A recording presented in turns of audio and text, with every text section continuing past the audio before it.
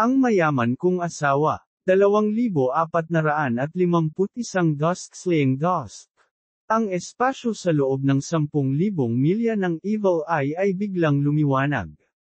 Ang milyon-milyong buhay na nilalang sa paligid ay blanko na nakatingin sa puting kalangitan, nagtataka kung bakit ang daigdig ng mga multo ay sumikat. Ang ilang mga karera ng multo ay hindi pa nakita kung ano ang hitsura nito sa araw. Natigilan sila at parang nakakita ng milagro. Ang langit ay naging madilim na dilaw sa ilang paghinga. Ang papalubog na araw ay parang dugo, na nagpapahiwatig na ang takip silim ay dumating na. Ang makamulto na espada ay nagbuga ng liwanag ng papalubog na araw. Kung saan natatakpan ng liwanag, ang mga dahon ay dilaw, at ang hangin ay tila madilim. Pagkatapos nito, isang mapanirang puwersa ang biglang bumagsak mula sa dagat ng sangkatauhan ng landas ng langit. Ang kapangyarihang iyon ay sumugod sa Evil Eye, na naging sanhi ng muling pagsasama ng kapangyarihan nito, na naglalabas ng mas nakamamatay na internal chi. Ang itim na kapangyarihan ng paglipol ay ang kapangyarihang pinakapamilyar ni Qin Yu. Ito ang paraan na ginamit niya upang mabuhay sa purgatorio. Gayunpaman, pagkatapos niyang bumalik sa banal na rehiyon, hindi niya natuklasan ang lokasyon ng landas ng langit. Sa sandaling ito, ang kapangyarihang iyon ay naging isang demonyong dragon na nagniningas na may itim na apoy, na nagpalabas ng isang nakatutuwang dagandong. Parang naglalabas ng galit na walang nakakadama ng galit nito sa loob ng maraming taon. Habang ang itim na dragon ay ganap na pumasok sa Evil Eye, ang kulay ng papalubog na araw ay naging 10,000 beses na mas madilim. Ang ikatlong galaw, tinatawag ko itong God-slaying Dusk. Tinitigan ni Qin Yu si Haring Qin Guang nang walang pakialam. Sa sandaling ito, nakalimutan pa niya kung sino ang taong nauna sa kanya. Ang alam lang niya ay napaka-crucial sa kanya ng slash na ito. Ang enerhiya ng espada ay nawasak, at kasama ang enerhiya ng espada bilang sentro, ang kaharian ng alikabok ay bumaba. Isang malungkot na kanta ang tumunog. Sa sandaling pinakawala ng espadang ito, ang buong espasyo ay tila tumutugtog ng malungkot na musika. Bago dumating ang sword energy, ang nananatiling mga ilaw ng papalubog na araw ay nag-iwan ng hindi mabilang na malalalim na sugat sa katawan ni King Qin Guang. Nagkaroon pa ng malungkot na ilusyon ang kanyang kaluluwa na tila bababa na ang katapusan ng mundo. Sa sandaling ito, sa wakas ay nagbago ang ekspresyon ni King Qin Guang. Nakaramdam siya ng malalang banta. Hindi niya maintindihan kung bakit si Qin Yu, sa simula ay parang kandilang kumikislap sa hangin, ay maaaring biglang magpakawala ng isang nakakatakot na sword slash. Sa isang iglap, nakapagdesisyon na siya. Sa lakas ng primordial rune ng Yellow Springs, imposibleng harangan ang kapangyarihan nitong makamulto na espada. Itinaas niya ang kanyang mga kamay ng mataas, at dalawang malalaking kulog ang bumagsak. Dalawang magic artifact ang agad na lumitaw sa kanyang mga kamay. Aklat ng buhay at kamatayan. Ang brush ng Judge. Ang dalawang mahiwagang artifact na ito ay nagdadala ng panloob na chi ng kapangyarihan ng landas ng langit. Sa isang iglap, parang may dalawa pang spatial planes. Hinarang ng aklat ng buhay at kamatayan ang nananatiling liwanag ng papalubog na araw na parang isang kalasag. Isang malungkot na sigaw ang napuno sa pagitan ng langit at lupa, at hindi mabilang na mga imahe ang dahan-daang lumitaw sa malungkot na kaharian. Doon, may mga Katanji tanging immortal na emperador ng sangkatauhan, ang mga emperador ng lahing multo, ang mga dalubhasa sa lahi ng demonyo, at maging ang hindi mabilang na mga buhay na nilalang na naglilinang. Isa-isang nahulog ang mga taong ito. Sa huli, naglaho ang takip silim, at wala na ang lahat. Isang espada na lang ang natitira, ang dust na pumapatay ng Diyos. Ito ang pinakahuling pagkawasak, ang kapahamakan ng lahat ng pinakamakapangyarihang nilalang. Ang hakbang na ito ay tila isang sword move ngunit isa ring paunang babala. Agad na nayanig ang isip ni Haring Qin Guang. Sa unang pagkakataon, nagkaroon ng kaunting takot ang kanyang mahinahong kaluluwa. Boom! Ang brush ng judge sa kamay ni Haring Qin Guang ay naging isang higanteng espada ng langit at lupa, at itinulak niya ito patungo sa kaharian ng takip-silim. Isang nakakatakot na kapangyarihan ang lumabas sa kanyang katawan. Sa isang iglap, maging ang kapangyarihan ng bawat selda sa kanyang katawan ay pinisil-pisil niya at pumasok sa judge's brush. Ang brush ng judge. Ang brush na kumokontrol sa buhay at kamatayan ay agad na naglabas ng nakakatakot na banal na liwanag. Isang malawak na buhay at kamatayan chi ang agad na tumusok. Hindi ka maniniwala kung bakit ako lumipat sa lahog. Isang sinag ng liwanag ang lumitaw sa gitna ng kaharian ng takip-silim. Tumagos ang liwanag sa kaharian at tumama sa kaluluwa ni Qin Yu. Hindi na ito tumigil pagkatapos noon. Ang panloob na Qi ay patuloy na pumapasok sa kaharian ng multo. Sa napakalayong universe plane, dahan-dahan itong huminahon. Ang brush ng judge at ang dust na pumapatay ng Diyos ay halos sabay na nawala. Ang buong ghost realm ay napakatahimik na ito ay sobrang nakakatakot. Nang inag ang katawan ni Haring Qin Guang, at sa huli, hindi na niya nakayanan at lumuhad sa lupa. Baka bumagsak na siya sa lupa kung hindi nahawakan ng judge's brush ang dibdib niya. Ang katawan ni Qin Yu ay nanginginig na parang nalaglag na dahon sa hangin ng taglagas. Masyadong malaki ang pagkakaiba ng lakas sa pagitan niya at ni Haring Qin Guang. Bilang karagdagan, ang judge's brush ay isang mahiwagang artifact na naglalaman ng kapangyarihan ng Path of Heaven. Ang pag-ataking ito ay tumagos sa kanyang kaluluwa at nasugatan pa ang karamihan sa kanyang pinagmulang kaluluwa. Napatingin siya sa isang tao sa di kalayuan. Hindi niya alam kung bakit. Bagamat marami na siyang nakalimutan sa sandaling iyon, gusto lang niyang puntahan siya. Ang bawat hakbang na ginawa ni Qin Yu ay napakahirap. Ito ang mga huling hakbang na ginawa niya gamit ang kapangyarihan ng kanyang kaluluwa. Sa wakas, naabot niya. Pumungad sa kanya ang mukha ng taong ito, ngunit hindi niya ito maalala. Bagamat mayroon na lamang siyang bakas ng kanyang kaluluwang kapangyarihan, naramdaman pa rin niya ang hindi maipaliwanag na pakiramdam ng pagiging pamilyar sa taong ito. Kuya Xiao Hai. Pakiramdam niya ay tinawag niya ang hindi pamilyar na pangalan na ito ng walang dahilan, at pagkatapos ay nagdilim ang paningin ni Qin Yu. Gusto niyang hawakan ang braso ni Xiao Hai, ngunit sa huling sandali, naubos na niya ang lahat ng lakas niya. Ang palad ni Qin Yu ay dumaan sa braso ng bata ng 1 pulgada, at pagkatapos ay nawalan siya ng malay at bumagsak sa lupa. Sa ilang paghinga na ito, hindi mabilang na mga imahe ang kumikislap sa dagat ng kamalayan ni Qin Yu. Ito ang pinakamahalagang sandali sa kanyang buhay. Ang ilang mga paghinga bago siya tuluyang naglaho, ang mga alaalang ito ay napuno ng kanyang isip na parang replay.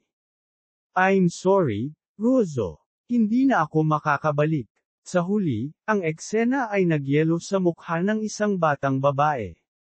Ang kaluluwa ni Qin Yu ay naging hindi mabilang na mga butil ng liwanag at naglaho sa kalawakan.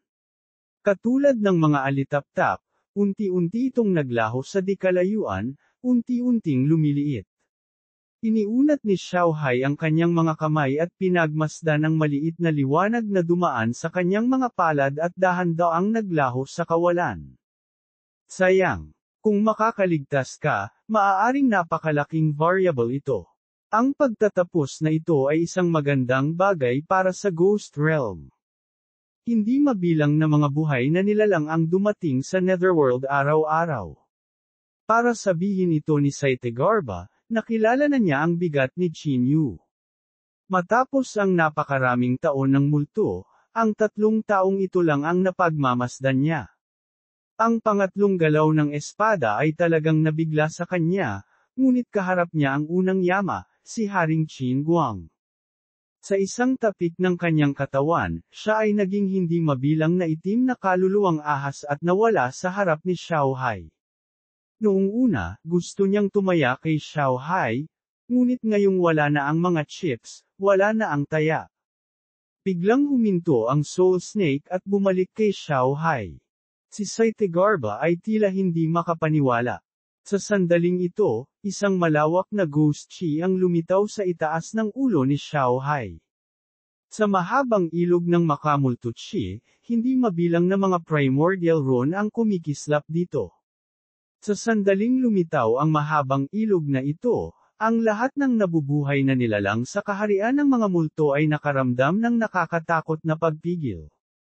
Maging si Haring Qin Guang ay ibinaba ang kanyang ulo, hindi makatingin sa ilog ng landas ng langit ng lahi ng multo. Ang mahabang ilog na ito ang tunay na katawan ng landas ng langit ng lahi ng mga multo, at ito ay isang kapangyarihan ng kaayusan na mas nakakatakot kaysa sa primordial rune. Sigurado ka bang gusto mong gawin ito?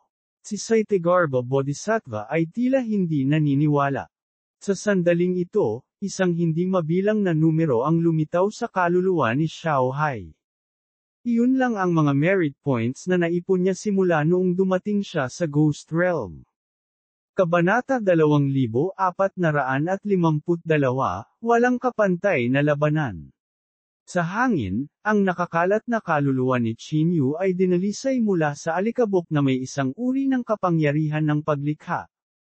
Ang mga merit point ay naging isang mahabang ilog ng Path of Ghost, na nagtitipon ng mga light spot ng nawawalang kaluluwa ni Qin Yu, kabilang ang mental na kakayahan na natanggap ng Dustmark dati. Ang mga merit point ay ang pinakapangunahing panuntunan ng Ghost Realm. Ang dahilan kung bakit ang Ghost Realm ay maaaring magpatuloy hanggang ngayon mula sa pinakamababang interface ng iba't ibang dimensyon ay malapit na nauugnay sa ganitong uri ng pagkakasunod-sunod. Lahat ng nabubuhay na nilalang ay desperadong nagsisikap na lumakas upang mapanatili ang kapangyarihang pangkaisipan ng kaibuturan ng kanilang mga kaluluwa. Ang ganitong uri ng kapangyarihan ng kaayusan ay maaaring baguhin ang langit at buhay. Mula nang pumasok si Xiao Hai sa Ghost Realm, ang bilang ng mga merit point na kanyang naipon ay umabot na sa isang malaking antas. Ito rin ang dahilan kung bakit napanatili niya ang kanyang huling piraso ng pinagmulan. Sa sandaling ito, ibinigay niya ang lahat ng kanyang merit points kay Qin Yu, na nagpapahintulot sa kanya na ipanganak muli mula sa Ghost Realm. Bumalik ka, kapatid na si Qin Yu. Ang malawak na mahabang ilog ng landas ng Ghost ay tumagos sa kristal na pader ng dalawang kaharian, at biglang pumasok ang kaluluwa ni Qin Yu. Sa sandaling nawala si Qin Yu, ang mga mata ni Xiao Hai ay tila nagkaroon ng hindi maipaliwanag na pagbabago. Ito ang pangunahing pagbabago na parang naging ibang tao siya. Mula ngayon, ikaw na si Xiao Hai ng Ghost Realm. Tumingin ang malalalim na mata ni Saitegarba sa ilog ng landas ng Ghost. Gamitin ang katawan mo para ipagpalit ang kalayaan niya. Worth it ba? Humakbang si Saitegarba ngunit hindi umalis.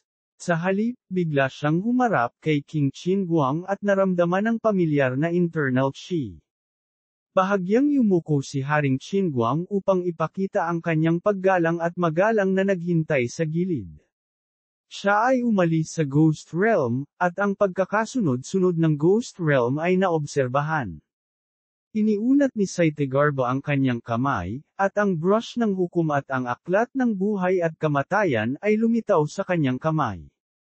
Nang dama po ang dalawang bagay na ito sa kanyang mga kamay, naglabas sila ng nakakatakot na liwanag na parang dalawang kaharian. Ang kapangyarihang ito ay 100 beses na mas nakakatakot kaysa sa ni Temple of Heaven ng pamilya ni. Ang dalawang Ghost Realm magical artifact na ito ay nakabuo na ng sarili nilang espasyo at nagkaroon ng kanilang kapangyarihan sa mga panuntunan. Kung bibigyan ng sapat na panahon para lumago, maaari silang maging malawak na mundo ng demonyo, halimaw, aswang, at lahi ng tao. Hindi pagmamalabos na sabihin na ang dalawang mahiwagang artifact na ito ay ang pinakamataas na kataas-taasang kayamanan ng Ghost Realm. Sa sandaling ito, ang dalawang kayamanan ay tunay na naglalabas ng kanilang kapangyarihan sa mga kamay ni Saityagarba Bodhisattva. A. Naira B.S. Hindi mabilang na mga kadena ng mga panuntunan ang lumubog sa walang bisa, at ang bawat hanay ng mga panuntunan ay naglalaman ng parehong deductive na kapangyarihan gaya ng 5 elements at 8 trigrams. Hindi mabilang na impormasyon ang nakuha mula sa universo. Unti-unting lumabas ang pangalan ni Qin Yu sa aklat ng buhay at kamatayan. Si Saityagarba ay sumulyap at sinabi sa malalim na boses.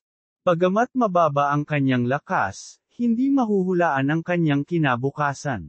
Marahil, kumpara sa babaeng nakamaskara at kay Xiao Hai, ang variable na ito ay mas nakakatakot.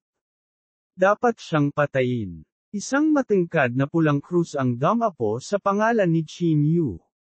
Dumagundong ang buong kawalan. Parami ng paraming impormasyon ang pumasok sa aklat ng buhay at kamatayan. Kasama rito ang lahat ng nakaraang buhay at hinaharap ni Qin Yu. Ang aklat na ito ay talagang sumisipsip ng impormasyon mula sa kawalan at pagkatapos ay hinuhusgahan ang nakaraan at hinaharap, na ipinapakita ang lahat ng impormasyon ni Qin Yu tungkol dito. Ang dulo ng Judge's Brush ay kumikislap sa nakakakilabot na kapangyarihan ng buhay at kamatayan. Isa-isa, ang matingkad na pulang brush na krus ay tumusok sa bawat hibla ng buhay. Ang bawat krus ay kumakatawan sa sukdulang kapangyarihan ng kamatayan. Ang matinding kapangyarihan ng kamatayan ay dumaan sa mga tanikala ng mga tuntunin sa pamamagitan ng aklat ng buhay at kamatayan. Pagkatapos ay ipinasa ito kay Qin Yu sa pamamagitan ng paraan ng kapalaran. Ang kapangyarihang iyon ay tumagos sa hibla ng kapalaran at sinira ito, hindi na umiiral. Sa thread na ito ng kapalaran, wala na siyang makitang bakas ng Qin Yu. Kahit isang kaluluwa at isang espiritu ay hindi mahanap na parang ang taong ito ay wala na sa mundo. Ang nakaraan at hinaharap na mga hibla ng buhay ni Qin Yu ay isa-isang pinutol. Ang malutong na tunog ng mga kampana ay maririnig sa buong mundo ng tao. Ang kapangyarihang ito ay maihahambing pa sa kapangyarihan ng landas ng langit ng sangkatauhan. Nag-iba ang kulay ng kalangitan ng buong sangkatauhan na para bang naramdaman nito ang pagsalakay sa landas ng langit ng dayuhan. Halos walang nakakaalam kung bakit lilito ang kapangyarihang ito sa mundo ng mga tao. Ang kaluluwa ni Qin Yu at ang kanyang tunay na katawan, libu-libong milya ang layo, kakaibang naging ilusyon. Parang biglang nagbago ang kakapalan ng katawan niya. Sa sandaling ito, ang kaluluwa at katawan ni Qin Yu ay katumbas ng normal na 50%, 40%, at 30%, at ang huling 5% ay nasa isang estado sa pagitan ng pag-iral at hindi pag-iral. Sa kasalukuyang panahon at mundo, patayin mo siya. Nang dumapo ang huling hagod, biglang lumitaw ang isang maliwanag na liwanag. Biglang naging solemn na ang ekspresyon ni Saityagarba. Isang puwersa ang biglang lumitaw sa dulo ng brush. Kahit paano niya hinihimok ang Judge's Brush. Nabigong dumaong ang krus. Pagkatapos ng hininga, ang ilaw ay naging puyo ng tubig. Reinkarnasyon sa isang pag-iisip. Sa di kalayuan, iniunat ng batang namumunong si Qin Yu ang kanyang kamay at walang pakialam na tinitigan si Saityagarba. Ang kanyang kamay ay naglalabas ng kapangyarihan ng reincarnation, at hindi mabilang na mga eksena ang tila lumitaw sa kanyang mga mata. Isang napakalaking kapangyarihan ng reincarnation ang nagpatamba sa Judge's Brush. Ang kakilakilabot na kapangyarihan ay nagbigay daan sa Judge's Brush na makalusot sa kaharian ng multo, na naging isang mahabang bahaghari at lumilipad patungo sa mundo ng mga tao. Ang Saityagarba ay walang anumang emosyonal na pagbabago bago nang umalis ang pinakamataas na kayamanan. Hindi nawala ang kanyang mga mata sa binata sa sandaling ito ay nagpakita. I didn't expect the human race to have an existent like you. Kung hindi dahil sa pagtigil mo sa akin, baka ang pag-iral mo ang naging dahilan ng pagbabago ng future ng Ghost Realm. Buti na lang at gumawa ka ng move ngayon. Ang mukha ni Saitagarbha Bodhisattva ay nagpakita ng pambihirang pagbabago ng ekspresyon.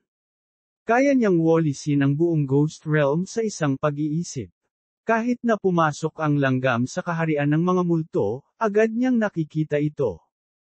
Gayunpaman, hindi niya napansin kung paano nakapasok ang taong ito sa kaharian ng multo. Sa katunayan, nakikita lang niya ang isang bola ng hamog kapag tumingin siya. Hindi napigilan ng malamig na pawis ang lumitaw sa kanyang ulo. Si Xiaohai at ang buhay mo kapalit ng pagkakataong mabuhay ng taong iyon, sulit ba talaga?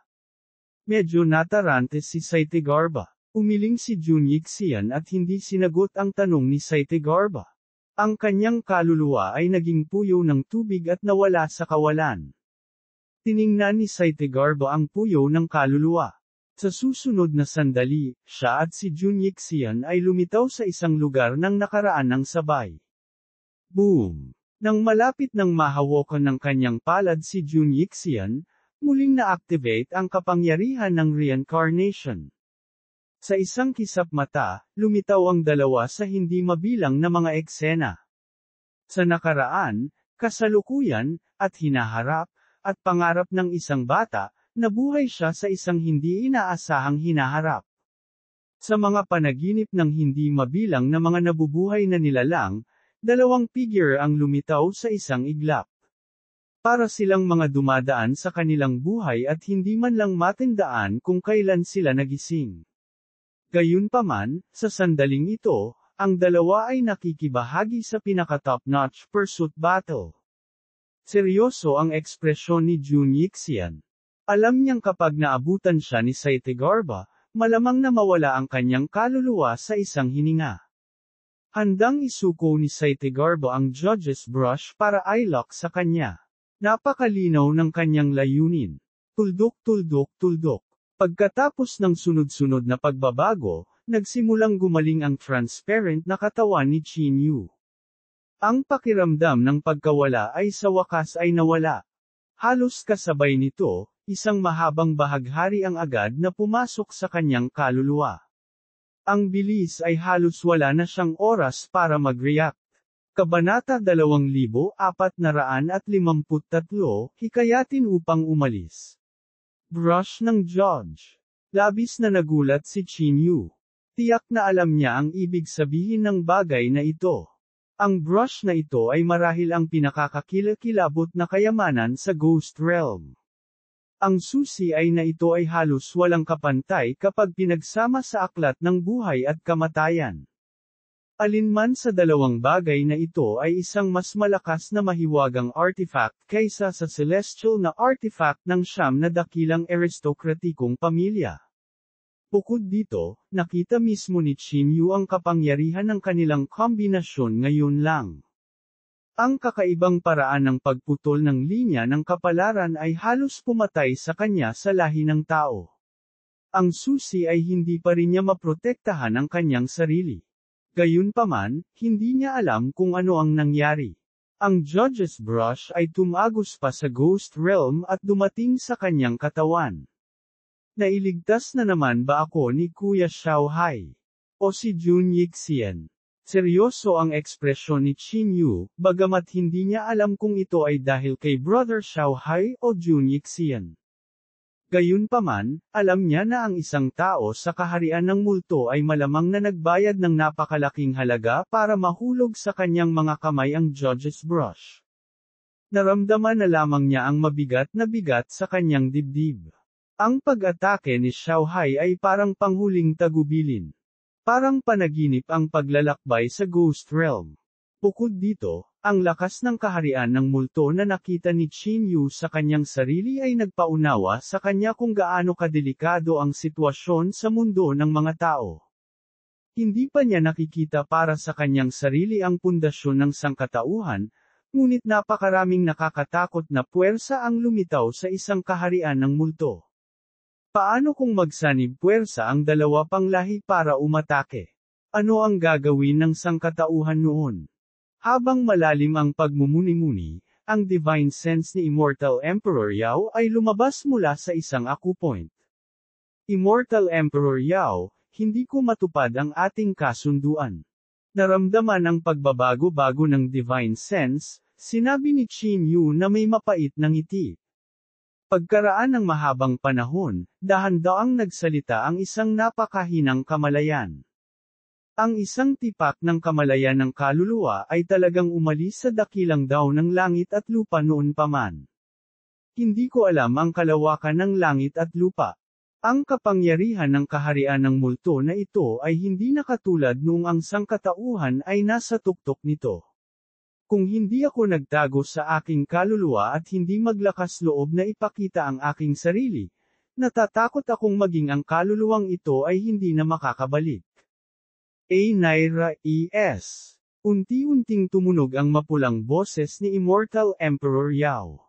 May hindi maipaliwanag na kalungkutan sa kanyang boses. Noon, napakabayani ng kapangyarihan ng isang immortal na emperador na kaya niyang lumaban sa langit. Hindi niya inaasahan na hindi siya maglakas loob na magpakita ng mukha na parang asong gala. Napabuntong hininga si Qin Yu, ngunit hindi niya alam kung paano siya aaliwin. Ang kanyang kaluluwa ay naging isang stream ng liwanag at lumilipad sa kanyang katawan sa isang nakakatakot na bilis. Hindi nagtagal, lumitaw ang kanyang napakalaking kaluluwa sa singsing ng Samero at pumasok sa kanyang katawan. Si Qin Yu, na nasa Samero Ring, ay biglang nagmulat ng kanyang mga mata. F-sick, Qin Yun, nakabalik ka na sa wakas. Sigaw ni Chang Mang nang makitang iminulat ni Qin Yu ang kanyang mga mata. Bagamat alam niyang si Qin Yu ay patungo sa Ghost Realm, ito ang unang pagkakataon na nakita ni Chang Mang ang kanyang kaluluwa na naglalakbay ng napakalayo. Sa makatuwid, nag-alala siya, natatakot na may mangyari kay Qin Yu. Ngumiti si Qin Yu at umiling. Pagkatapos ay sinuntok niya si Chang Mang sa dibdib. Lumapit siya sa tabi ni Yan Ruozo at kinuha sa kanya ang singsing na Smero. Malamang na tinutugis siya ni Lei Qinggai sa panahong ito. Ang mga mukha ni Yan Ruozo at Elder Guai ay sobrang mapotla na para bang nagamit na nila ang kanilang kapangyarihan sa kaluluwa. I appreciate your efforts. Ngumiti si Qin Yu at hinimas ang ulo ni Yan Ruozo. Ayos ka lang ba, Qin Yu? Nag-aalalang tumingin si Yan Ruozo kay Qin Yu, kahit 3 araw pa lang siyang wala. Gayunpaman, nakikita niya ang ilang pagbabago sa mga mata ni Qin Yu. Kung hindi niya naranasan ang maraming bagay sa kanyang sarili, hindi niya makikita ang ganoong pagbabago sa mga mata nito. Ayos lang ako. Nami-miss ko lang si Wen-er at Master. Tumingin si Qin Yu sa direksyon ng Nanzhou. Ang Samero Chi sa kanyang kamay ay pumasok sa singsing, at pagkatapos ay tumigil ang buong singsing. Sa isang iglap, tila naramdaman ni Qin Yu ang isang maliit na kamalayan na nag-espiya sa singsing ng Samero at ikinandado ito halos kaagad. Dumating ang mga layer ng madilim na ulap sa isang iglap, kumikidlat, at kumulog sa kalangitan. Hindi ka maniniwala kung bakit ako lumipat sa lahog. Ang mga kulog at kidlat na pumuno sa kalangitan ay tinataka ng buong kalawakan at bumaba. Nakuha ni Lei Qinggai ang kanilang lokasyon sa sandaling huminto sila. Ang kanyang bilis ay hindi naging ganito kabilis bago umalis si Qin Yu. Sa maikling panahon, tila bumuti muli ang kanyang kaharian. Mayroon lamang isang paliwanag para dito. Siguradong may natamo si Lei Qinggai mula sa pakikipaglaban niya kay Immortal Emperor Yao. Boom! Si Lei Qinggai, na parang isang thunder god, ay nakyunit sa kalawakan at nagpakita sa harap ni Qin Yu at ng iba pa. Sa sandaling lumitaw siya, bahagyang kumunat ang noo niya at damapo ang tingin niya kay Qin Yu. Sa kanyang cultivation realm, naramdaman niya kaagad ang kaunting pagbabago sa kanyang puso. Sa sandaling ito, nakaharap kay Qin Yu, pakiramdam niya ay hindi niya makita si Qin Yu. Ito ay ganap na naiiba sa pakiramdam na ibinigay sa kanya ni Chinyu nang siya ay tumakas. Umalis ka na. Ayoko nang makipag-away. Medyo pagod si Chinyu. Ang labanan sa Ghost Realm ay napagod sa kanya. Sa sandaling ito, ayaw na niyang makipaglaban muli kay Lei Qinggai. Biglang sumulpot sa kamay niya ang Judge's Brush. Ang dulo ng brush ay naglabas ng malutong na tunog ng kaluluwa. Naramdaman ni Lei Qinggai ang isang mahiwagang koneksyon sa pagitan ng kanyang katawan at ng brush. Parang may koneksyon ang dalawa sa kanila. Nakaramdam siya ng nakakatakot na banta mula sa dulo ng brush. Ang brush na ito ay tila nakapagpapasya sa kanyang buhay at kamatayan. Pumunta ka. Ang ekspresyon ni Lei Qinggai ay lubhang nagbago, at hindi siya nang ahas na mag-alinlangan kahit kaunti. Boom! Sumabog siya ng mas mabilis pa at tumakas sa bilis ng kidlat. Tiningnan siya ni Chinyu nang walang pakialam at hindi siya hinabol. Kung sasalakayin niya si Lei Qinggai ng pilit, sa tulong ng Judge's Brush, maaaring mapatay niya si Lei Qinggai. Gayunpaman, ayaw niyang gawin iyon. Sa ngayon, hindi niya maramdaman kung ano ang kataas-taasang kayamanan na ito, ngunit dahil maaari itong makaramdam ng banta sa kanya, hindi siya naglakas loob na subukan ito. The Judge's Brush. Iyon ay tila isa sa dalawang banal na artifact ng Ghost Realm.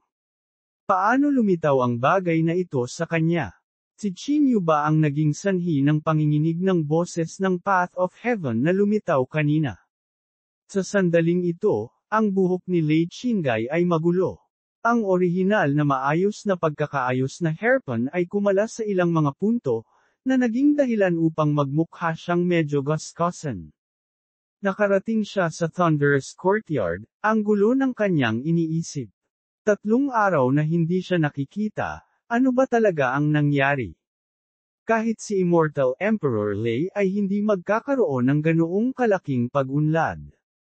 Dahil ba sa suporta ng mahiwagang artifact na iyon kaya napakalakas ng soul power ni Chinyu? Tuldok tuldok tuldok. Sa Huaning Mountain sa Nanzhou. Matapos lumipad ng kalahating araw, sa wakas ay lumitaw si Chinyu at ang iba pa sa mga lugar ng Nanzhou. Ito ang lugar kung saan naglilinang si Juwu. Pagkarating, halos naglabas ng liwanag ang mga mata ni Juwu. Oh my God! Ang tagal kong hindi umuwi. I wonder what that old brat Wen Wanchong has done to this place. Wen Wanchong. Get the hell out here. Pagkatapos magpunta sina Juwo at Chinyu sa Zhongzhou, sina Wen Wanchong at Wen ay dumating upang manirahan at magsaka sa Huaning Mountain. Sa sandaling ito, sa bundok Huaning, tahimik ang kagubatan. Kahit sa ilalim ng nakakapasong araw, naroon pa rin ang malamig na pakiramdam. Sumayaw ang mga paro-paro, at huni ng mga ibon sa lambak. Kung ikukumpara sa dati, ito ay hindi gaanong masigla, ngunit mayroon itong mas natural na enerhiya. 2,454 na pagbalik sa Nanzhou. Master, bumalik na ako. Naramdaman lang ni Chinyu ang luha sa kanyang mga mata habang siya ay sumisigaw. Habang umaalingaw ang boses, 2 figure ang lumakad patungo sa kanila sa isang maliit na landas sa likod ng bundok. Chinyu, ikaw pala. Sinabi ko sa tatay ko na boses mo iyon, pero hindi siya naniwala. Tumawa si Wen at niyakap si Chinyu. Tiningnan sila ni Wen Wanchong na may ngiti sa gilid, medyo emosyonal ang ekspresyon nito. 200 taon na ang nakalipas mula nang maghiwalay sila ng landas sa Zhongzhou, at naisip niyang hindi na niya makikita si Chinyu. Hindi niya akalain na lilito siya sa Huaning Mountain na parang panaginip. Are you courting death, bata? Hindi mo ba narinig na tinatawag kita? Pinalipad ni Juwu si Wen gamit ang isang sipa, na nagpawi sa kanya sa sakit. Hinawakan ni Juwu ang balbas ni Wen Wanchong at tinanong, matanda, ninakaw mo ba ang aking alak? Natigilan ang ekspresyon ni Wen Wanchong, at agad niyang sinabing hindi. Granny Juwo, ang sabi ng tatay ko ay sobrang lakas ng mga alak mo. Tuwing iniinom niya ito, kailangan niyang matulog ng ilang araw bago siya gumaling. Kumain at uminom siya. Reklamo ni Wen sa gilid na parang alapiers. Bubugbugin kita hanggang mamatay, matandang umutot. Ito ang koleksyon ko sa napakaraming taon. Agad na nagalit si Juwo. Hinailan niya ang balbas ni Wen Wanchong, napaiyak siya sa sakit. Isang grupo ng mga tao ang nag-iingay at nagdudulot ng kaguluhan. Tiningnan ni Qin Yu ang eksena at nagpakawala ng mahinang buntong hininga. Pagkabalik mula sa kaharian ng mga multo, pinipigilan niya ang sarili. Matapos makita sina Master Wen Wanchong at Wen sa wakas ay gumaan ang pakiramdam niya. Sa gabi, dahil pamilyar sa lupain, si Juwo ay magaling na manghuli ng ilang masasarap na griffon. Matapos linisin ni Wen ang biktima, nagsimula silang mag-bonfire at nagsimulang mag-barbecue sa lugar. Si Qin Yu ay partikular na gustong uminom ng gabing iyon. Halos hindi na siya tumitigil sa pag-inom simula nang magsimula siya. Umupo si Yan Ruozo sa tabi niya na nag-aalala at marahang hinawakan ang kamay ni Qin Yu. Qin Yu, sabihin mo kung mayroon kang anuman. Kahit na bumagsak ang langit, hahawakan ito ni Master. Uminom si Wen Wanchong hanggang sa tumigas ang dila. Kinailangan niyang sabihin ng ilang beses para matapos ang kanyang pangungusap. Wala ni isa sa kanila ang gumamit ng pisikal na lakas upang labanan ang alak, kaya pagkatapos ng ilang pag-inom, lahat sila ay nakaramdam ng kaunting kalasinggan. Guro, sa pagkakataong ito, napunta ang kaluluwa ko sa kaharian ng mga multo. Nakita ko si Wenda. Si Wen at Juwo ay orihinal na nakangisi. Bigla silang natahimik nang marinig ang pangalan ni Wenda.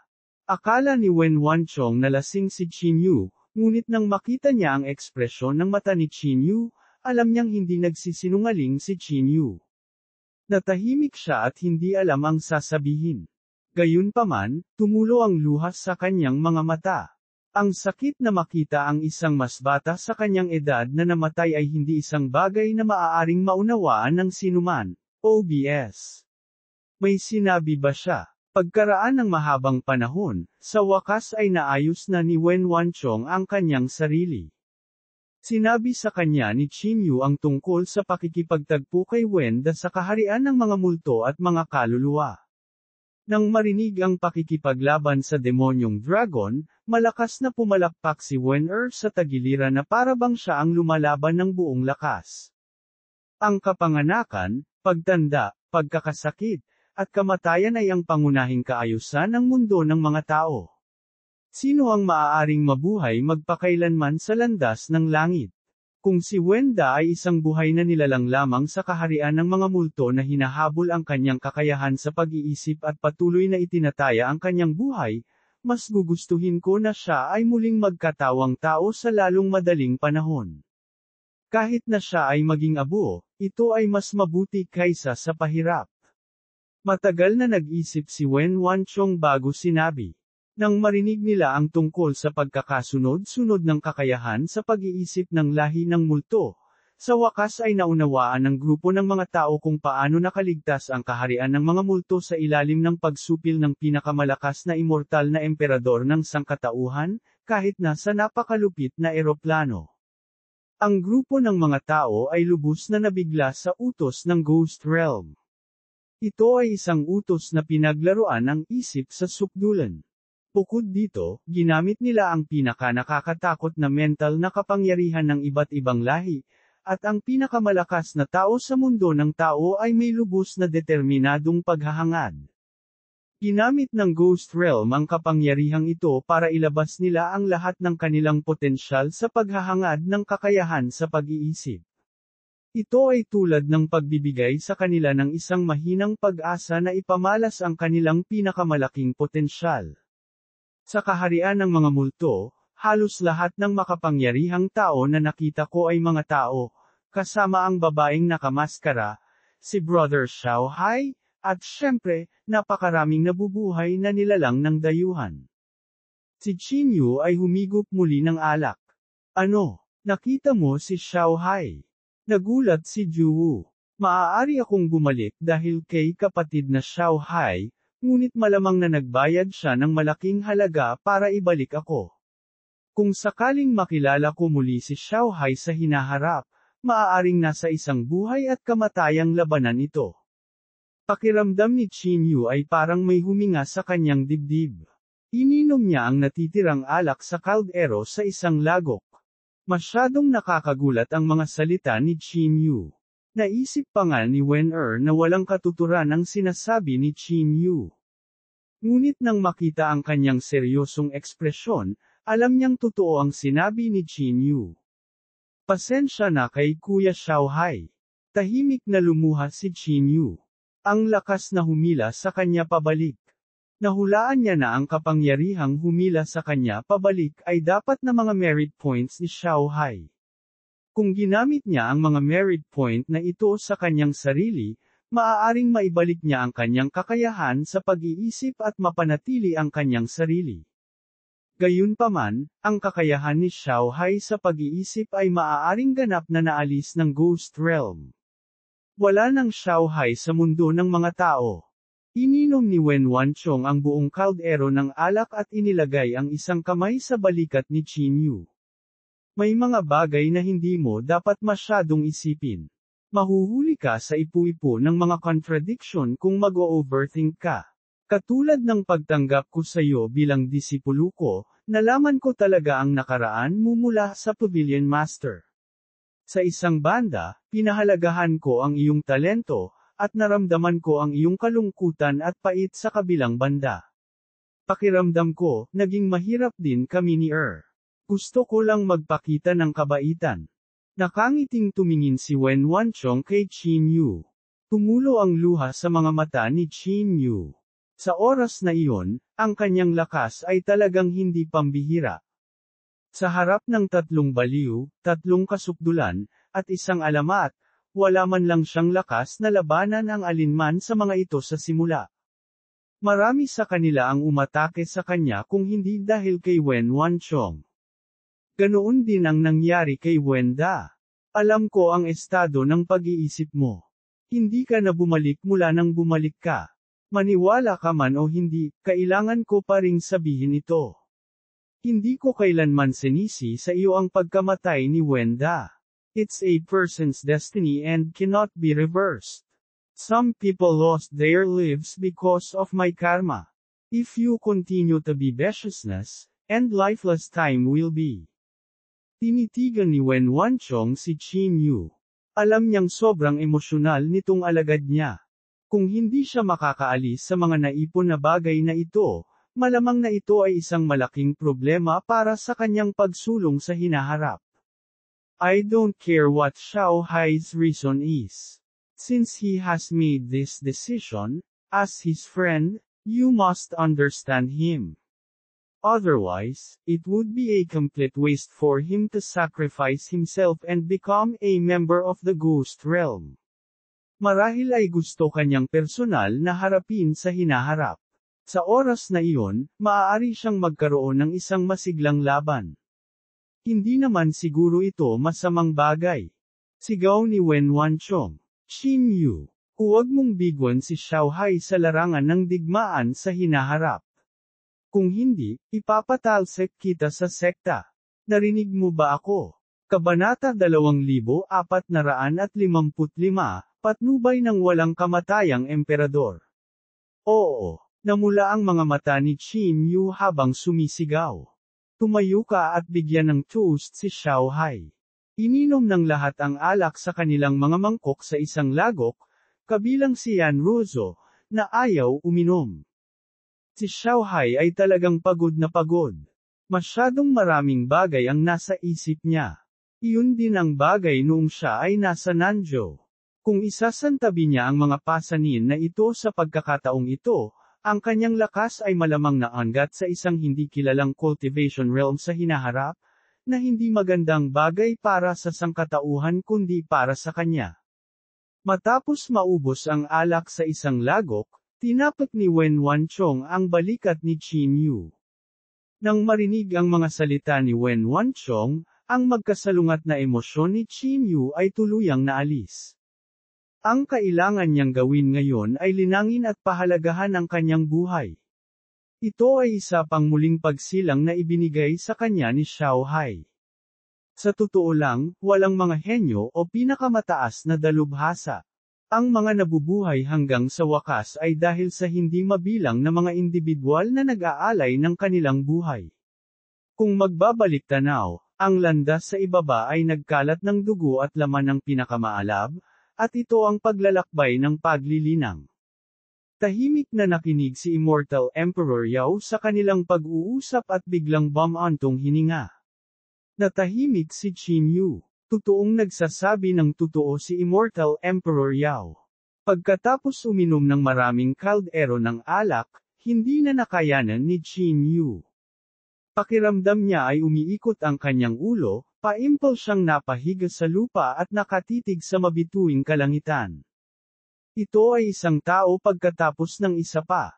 Ang kanyang ina na nagbigay sa kanya ng buhay, at ang kanyang ama ay palaging nag-aalala tungkol sa kanya, kahit na pagkatapos ng maraming taon.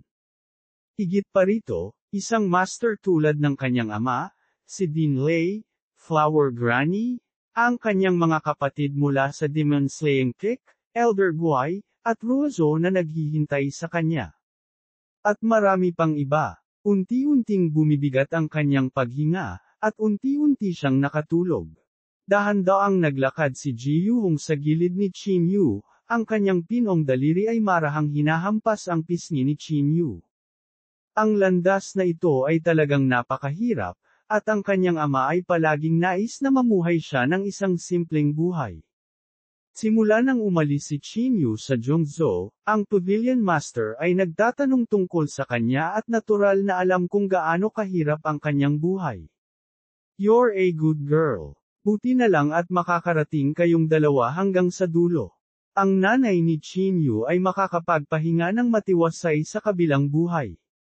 Ungol ng Pavilion Master. Sa buong gabi, lahat ay umiinom ng walang pagpipigil at walang pakialam sa anupaman. Sa huli, tanging si Ruozo at ang Pavilion Master ang nanatiling matino. Yung iba lasing na lahat.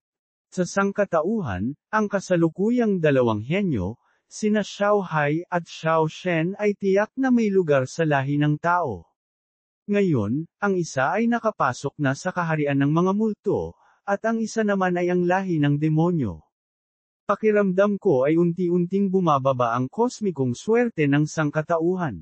Ruozo, ikaw at si Qin Yu ay dapat magtrabaho ng husto. A Naira o Beta S.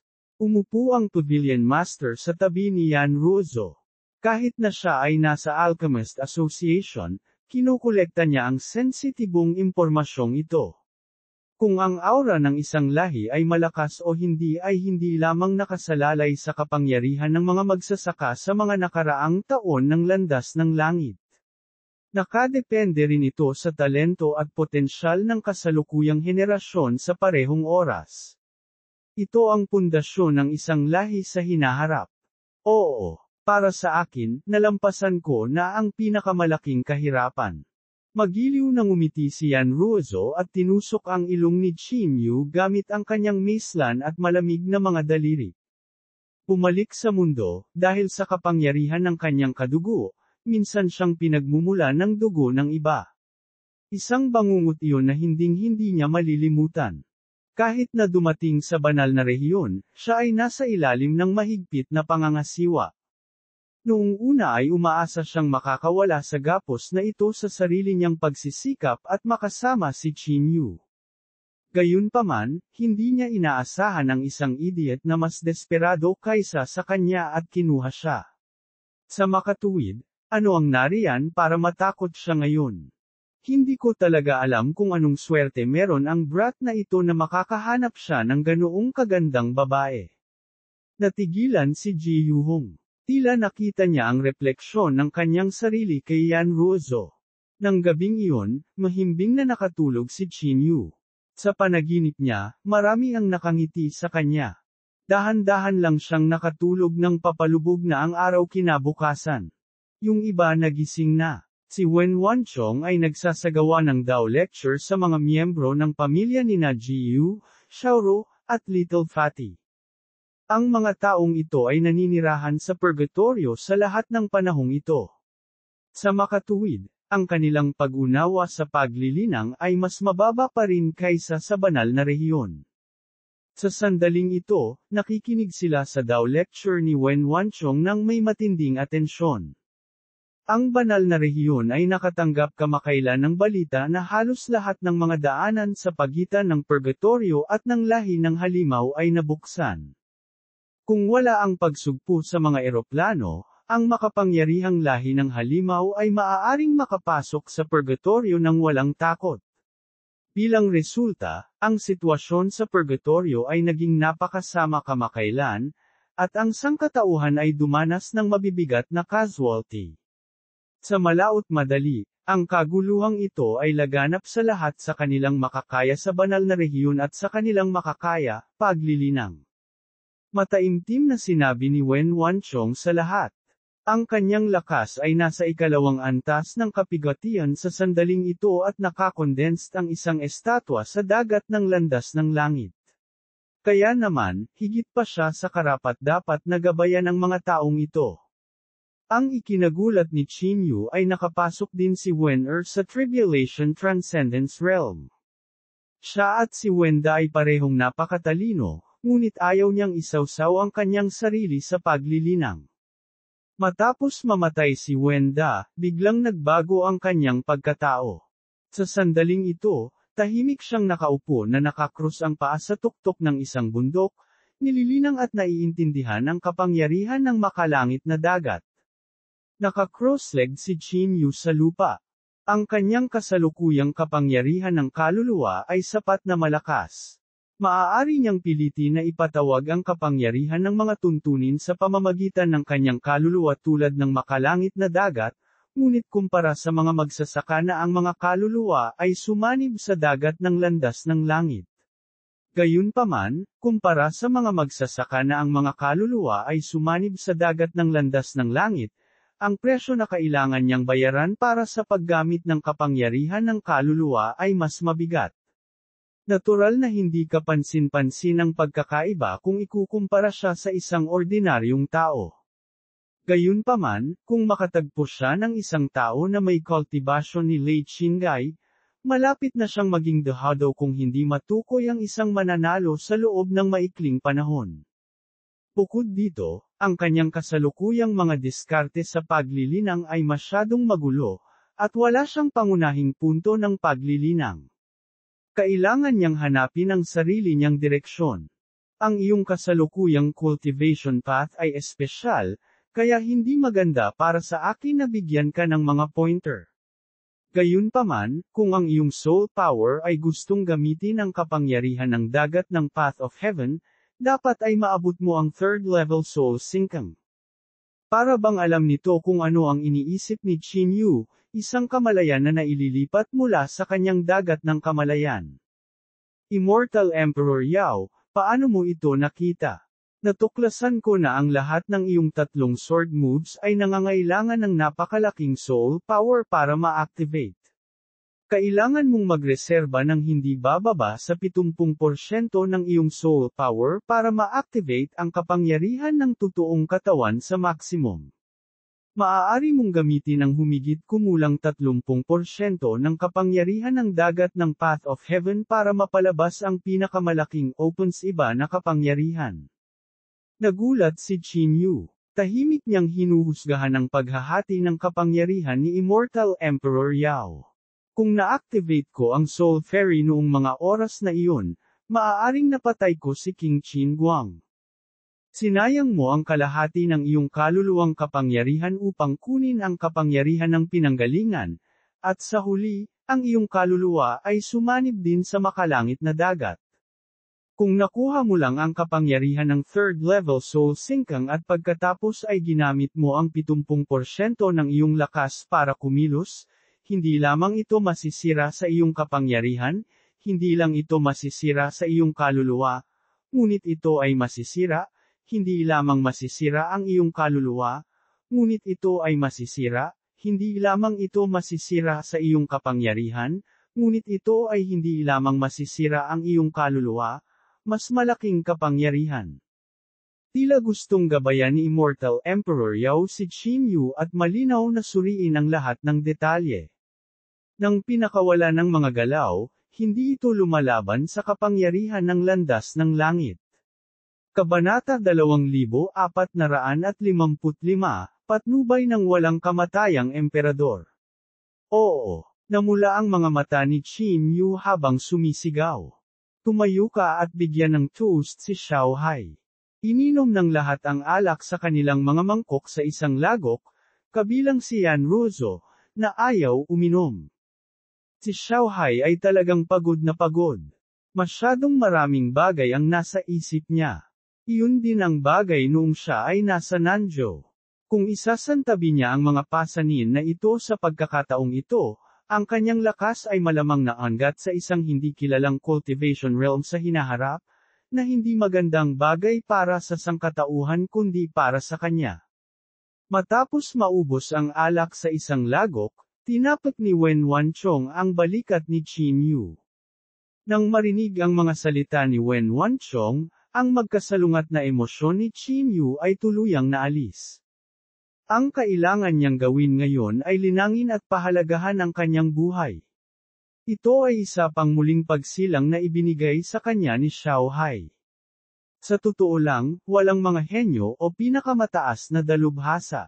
Ang mga nabubuhay hanggang sa wakas ay dahil sa hindi mabilang na mga individual na nag-aalay ng kanilang buhay. Kung magbabalik tanaw, ang landas sa ibaba ay nagkalat ng dugo at laman ng pinakamaalab, at ito ang paglalakbay ng paglilinang. Tahimik na nakinig si Immortal Emperor Yao sa kanilang pag-uusap at biglang bumantong hininga. Natahimik si Qin Yu. Totoong nagsasabi ng totoo si Immortal Emperor Yao. Pagkatapos uminom ng maraming kaldero ng alak, hindi na nakayanan ni Qin Yu.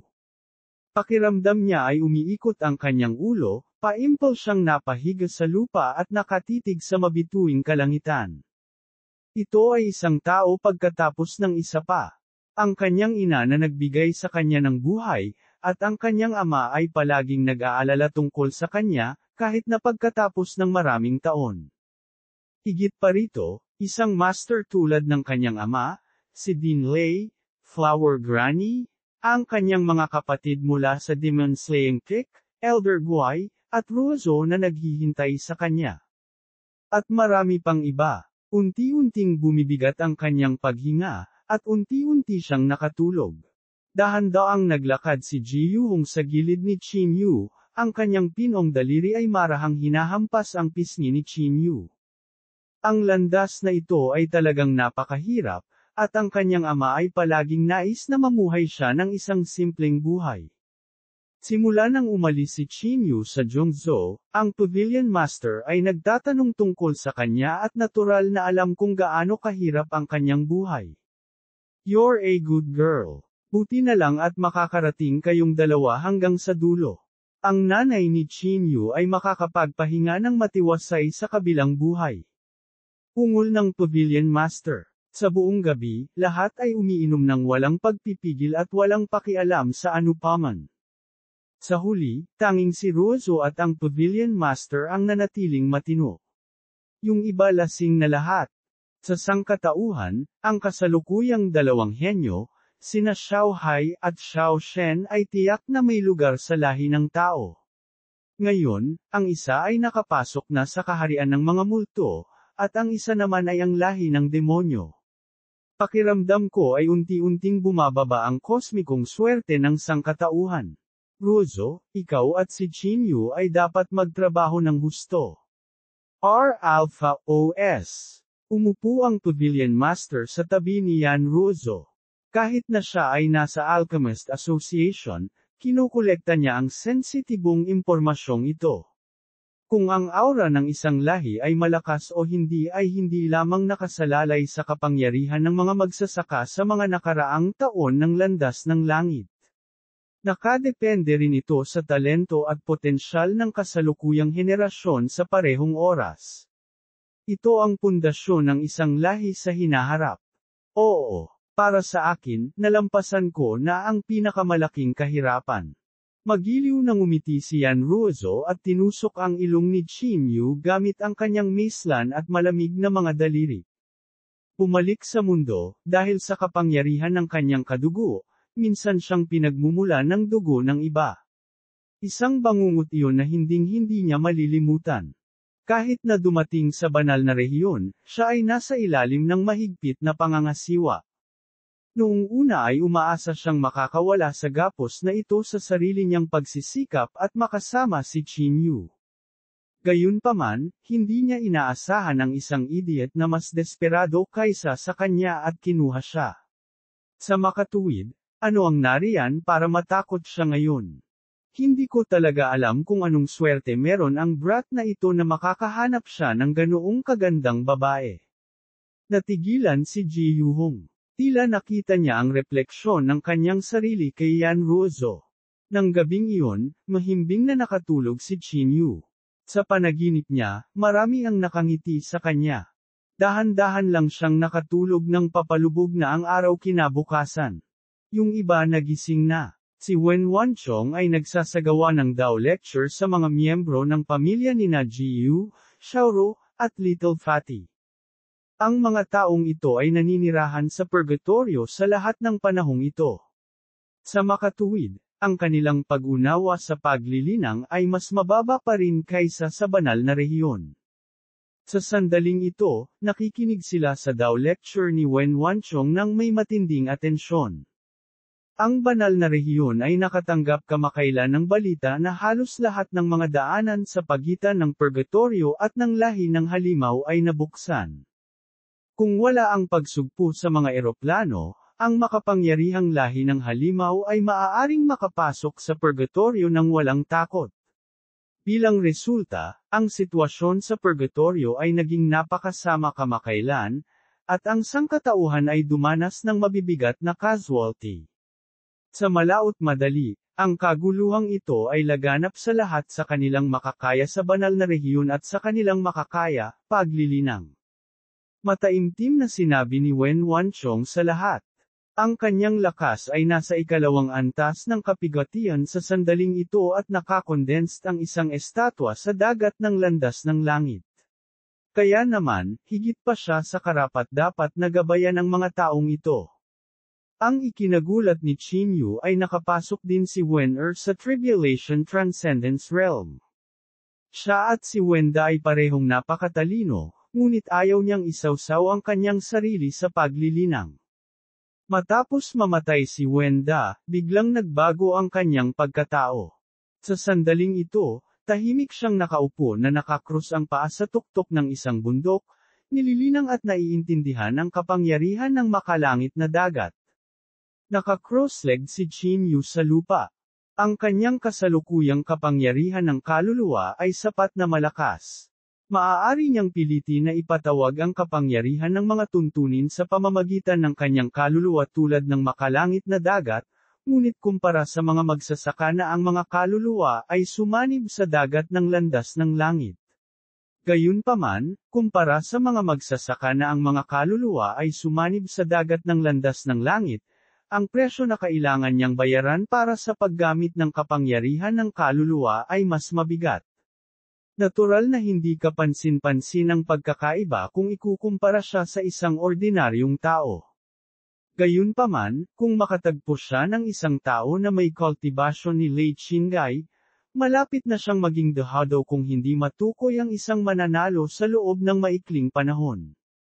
Bukod dito, ang kanyang kasalukuyang mga diskarte sa paglilinang ay masyadong magulo, at wala siyang pangunahing punto ng paglilinang. Kailangan niyang hanapin ang sarili niyang direksyon. Ang iyong kasalukuyang cultivation path ay espesyal, kaya hindi maganda para sa akin na bigyan ka ng mga pointer. Gayunpaman, kung ang iyong soul power ay gustong gamitin ang kapangyarihan ng dagat ng Path of Heaven, dapat ay maabot mo ang third level soul syncing. Para bang alam nito kung ano ang iniisip ni Chinyu, isang kamalayan na naililipat mula sa kanyang dagat ng kamalayan. Immortal Emperor Yao, Paano mo ito nakita? Natuklasan ko na ang lahat ng iyong tatlong sword moves ay nangangailangan ng napakalaking soul power para ma-activate. Kailangan mong magreserba ng hindi bababa sa 70% ng iyong soul power para ma-activate ang kapangyarihan ng totoong katawan sa maximum. Maaari mong gamitin ang humigit kumulang 30% ng kapangyarihan ng dagat ng Path of Heaven para mapalabas ang pinakamalaking opens iba na kapangyarihan. Nagulat si Qin Yu. Tahimik niyang hinuhusgahan ang paghahati ng kapangyarihan ni Immortal Emperor Yao. Kung na-activate ko ang Soul Fairy noong mga oras na iyon, maaaring napatay ko si King Qin Guang. Sinayang mo ang kalahati ng iyong kaluluwang kapangyarihan upang kunin ang kapangyarihan ng pinanggalingan, at sa huli, ang iyong kaluluwa ay sumanib din sa makalangit na dagat. Kung nakuha mo lang ang kapangyarihan ng third level soul sinkang at pagkatapos ay ginamit mo ang 70% ng iyong lakas para kumilos, hindi lamang ito masisira sa iyong kapangyarihan, hindi lang ito masisira sa iyong kaluluwa, ngunit ito ay masisira, hindi lamang masisira ang iyong kaluluwa, ngunit ito ay masisira, hindi lamang ito masisira sa iyong kapangyarihan, ngunit ito ay hindi lamang masisira ang iyong kaluluwa, mas malaking kapangyarihan. Tila gustong gabayan ni Immortal Emperor Yao si Qin Yu at malinaw na suriin ang lahat ng detalye. Nang pinakawala ng mga galaw, hindi ito lumalaban sa kapangyarihan ng landas ng langit. 2,456 siya ay siya. Kung ang pinanggalingan ng kaluluwa ay maaaring masira, maaari rin niyang hiramin ang kapangyarihan ng soul sinkang. At pagkatapos ay ginagamit ang 70% ng kanyang lakas para i-activate ang sword move. Sa sandaling nawasak ang pinanggalingan ni Qin Yu sa makalangit na dagat, natural na dumanas ng matinding pinsala ang kanyang tunay na katawan. Bagamat pinahusay ng Primordial Rune ang activation ng Soul Fairy, sa huli ay natalo ito ng kapangyarihan ng pinagmula ni King Qin Guang. Puno ng pagkabigla ang mukha ni Qin Yu. Sa oras na iyon, naiintindihan na niya ang pangalawa at pangatlong galaw ng espada sa pagmamadali. Paano siya nagkaroon ng oras upang isaalang-alang ito? Kaya lang niyang lumaban ng buong lakas.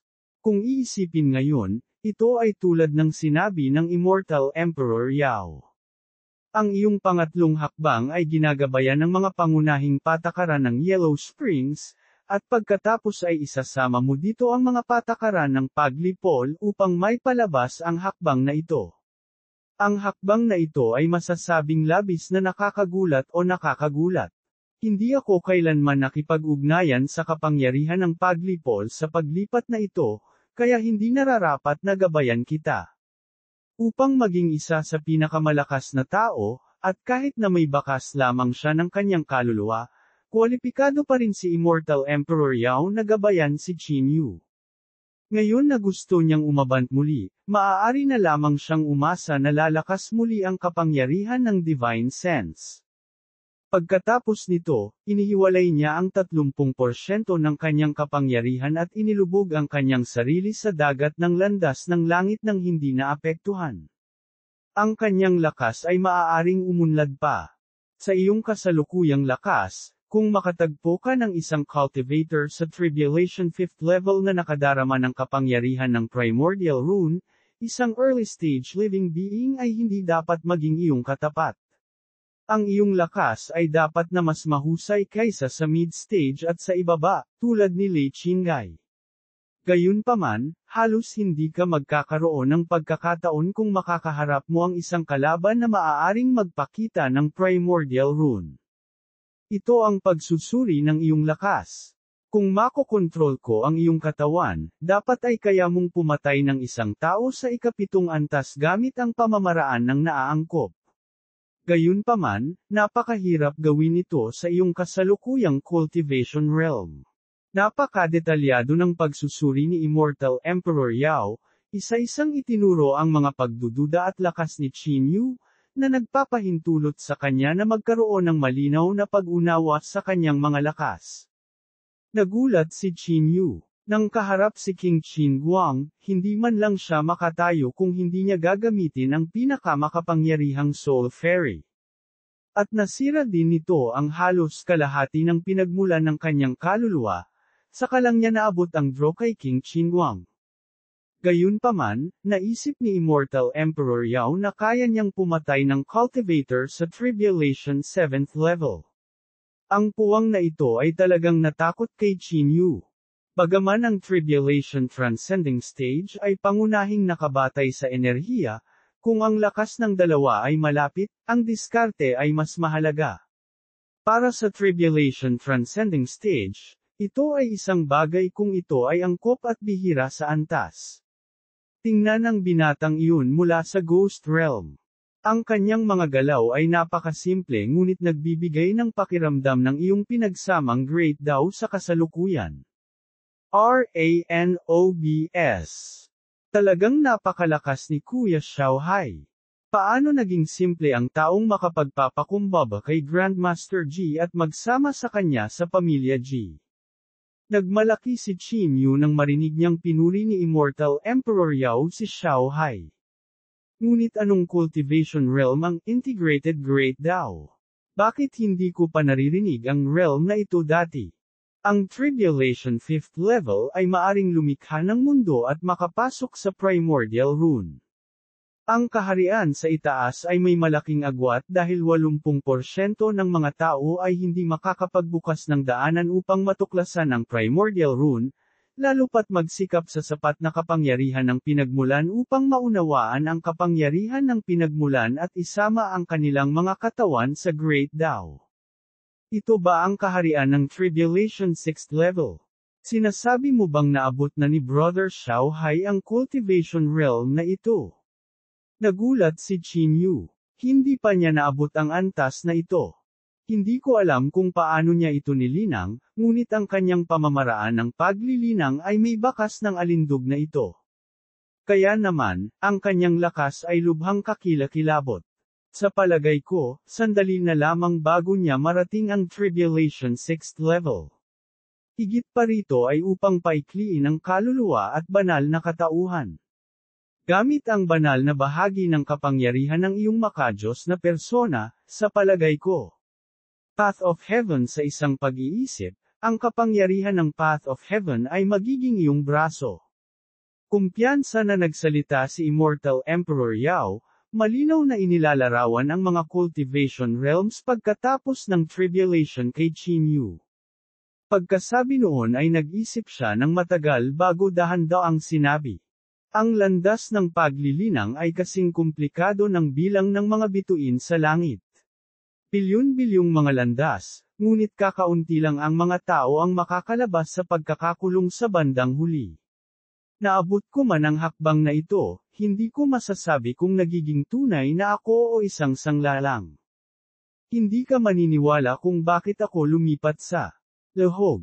Sa loob ng ilang araw, si Qin Yu ay nalubog sa talakayan ng Dao ng Immortal Emperor Yao. Ang maikling panahong ito ay maaaring malampasan pa ang pag-unawa na nakuha niya mula sa paglinang sa loob ng ilang taon. Ito ay gabay ng isang Immortal Emperor. Hindi maraming tao sa banal na rehiyon ang maaaring magkaroon ng ganitong uri ng paggamot. Kahit na ito ay bakas lamang ng kaluluwa at espiritu, mayroon pa rin itong malinaw na pag-unawa sa paglilinang. Immortal Emperor Yao, ang banal na anak ng pamilya Yao ay namatay sa aking mga kamay. Napatay ko pa nga ang maraming tao mula sa pamilya Yao. Bakit mo pa ako tinutulungan? Kumunot ang noo ni Qin Yu. Ang langit at ang lupa ay walang kinikilingan, tinatrato ang lahat ng bagay ng walang personal na paboritismo. Kapag nasa paanan ka ng bundok, makikita mo ang matatayog na mga taluktok na hindi malulutas. Kapag narating mo ang tuktok, matutuklasan mo na ang tinatawag na mga taluktok na ito ay maaaring masakop. Kapag nasa 10,000 metro ka na sa ibabaw ng lupa, malalaman mo na ang dating napakalaki ng mga butil ay makikita mo, ilang mga bagay na hindi ka pani-paniwalang katawa-tawa. Malalim sa Azure Rock Forest, sa Dragon Burial Cave.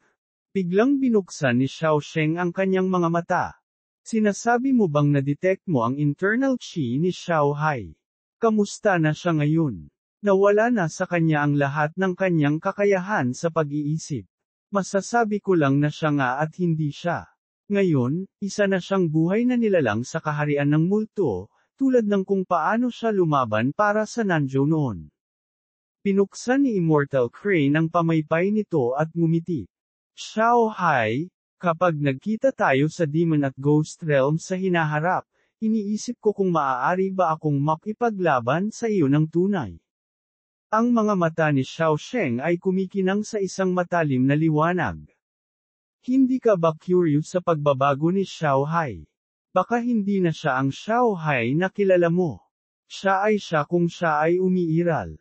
Ipinikit ni Xiaosheng ang kanyang mga mata at nagpatuloy sa paglilinang. Anong kakaibang tao? Ngumiti ng pilit si Immortal Crane. Guro, ang mga tao sa purgatorio ay nagsimulang umatras. Ang planar na pagsugpo sa demonyo at mga multo sa purgatorio ay halos mawala na. Ngayon, maraming buhay na nilalang sa Tribulation Transcending Realm ang nakapasok sa purgatorio. Dapat ba tayong gumawa ng isang bagay din? Tanong ng Vermilion Bird. Ang path of heaven ng mga lahi ng tao, demonyo, halimaw, at multo ay magkakaugnay, tila hiwalay pa sa isa. Gayunpaman, isang bagay ang sigurado. Hanggat ang kosmikong swerte ng sangkatauhan ay mawawala, ang lahi ng demonyo ay natural na makakakuha ng kosmikong swerte ng landas ng langit. Marahil ay mababawi ng lahi ng demonyo ang kanilang posisyon sa primordial chaos. Mahinang sabi ni Immortal Crane. Sa 3 taon ng Path of Heaven bago ang primordial chaos, pinigilan ng iba't ibang makapangyarihang lahi ng demonyo ang universo. Ang pinakasinaunang ninuno ng lahi ng demonyo ay maaaring labanan ang landas ng langit.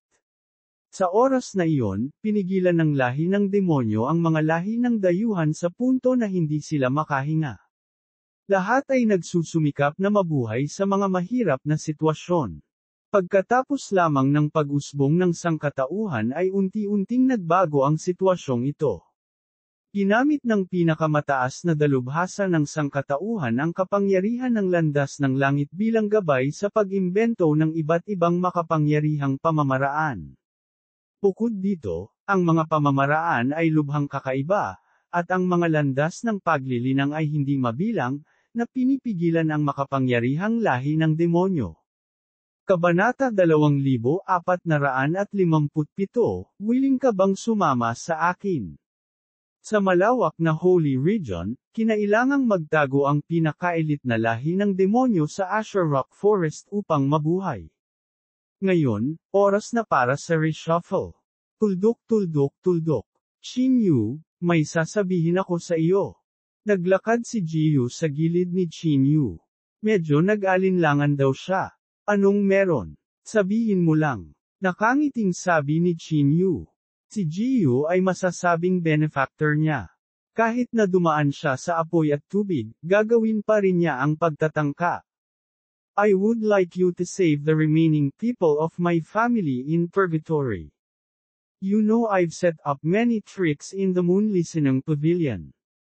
Maraming mga tao sa aking pamilya ang nagtago ng kanilang pagkakakilanlan at nagtago sa purgatorio para mangolekta ng katalinuhan. Pagbalik nila, marami ang nag-isip na ang sakuna ay hindi nakakalat ng ganoon kabilis, kaya sila ay nanatili sa purgatorio.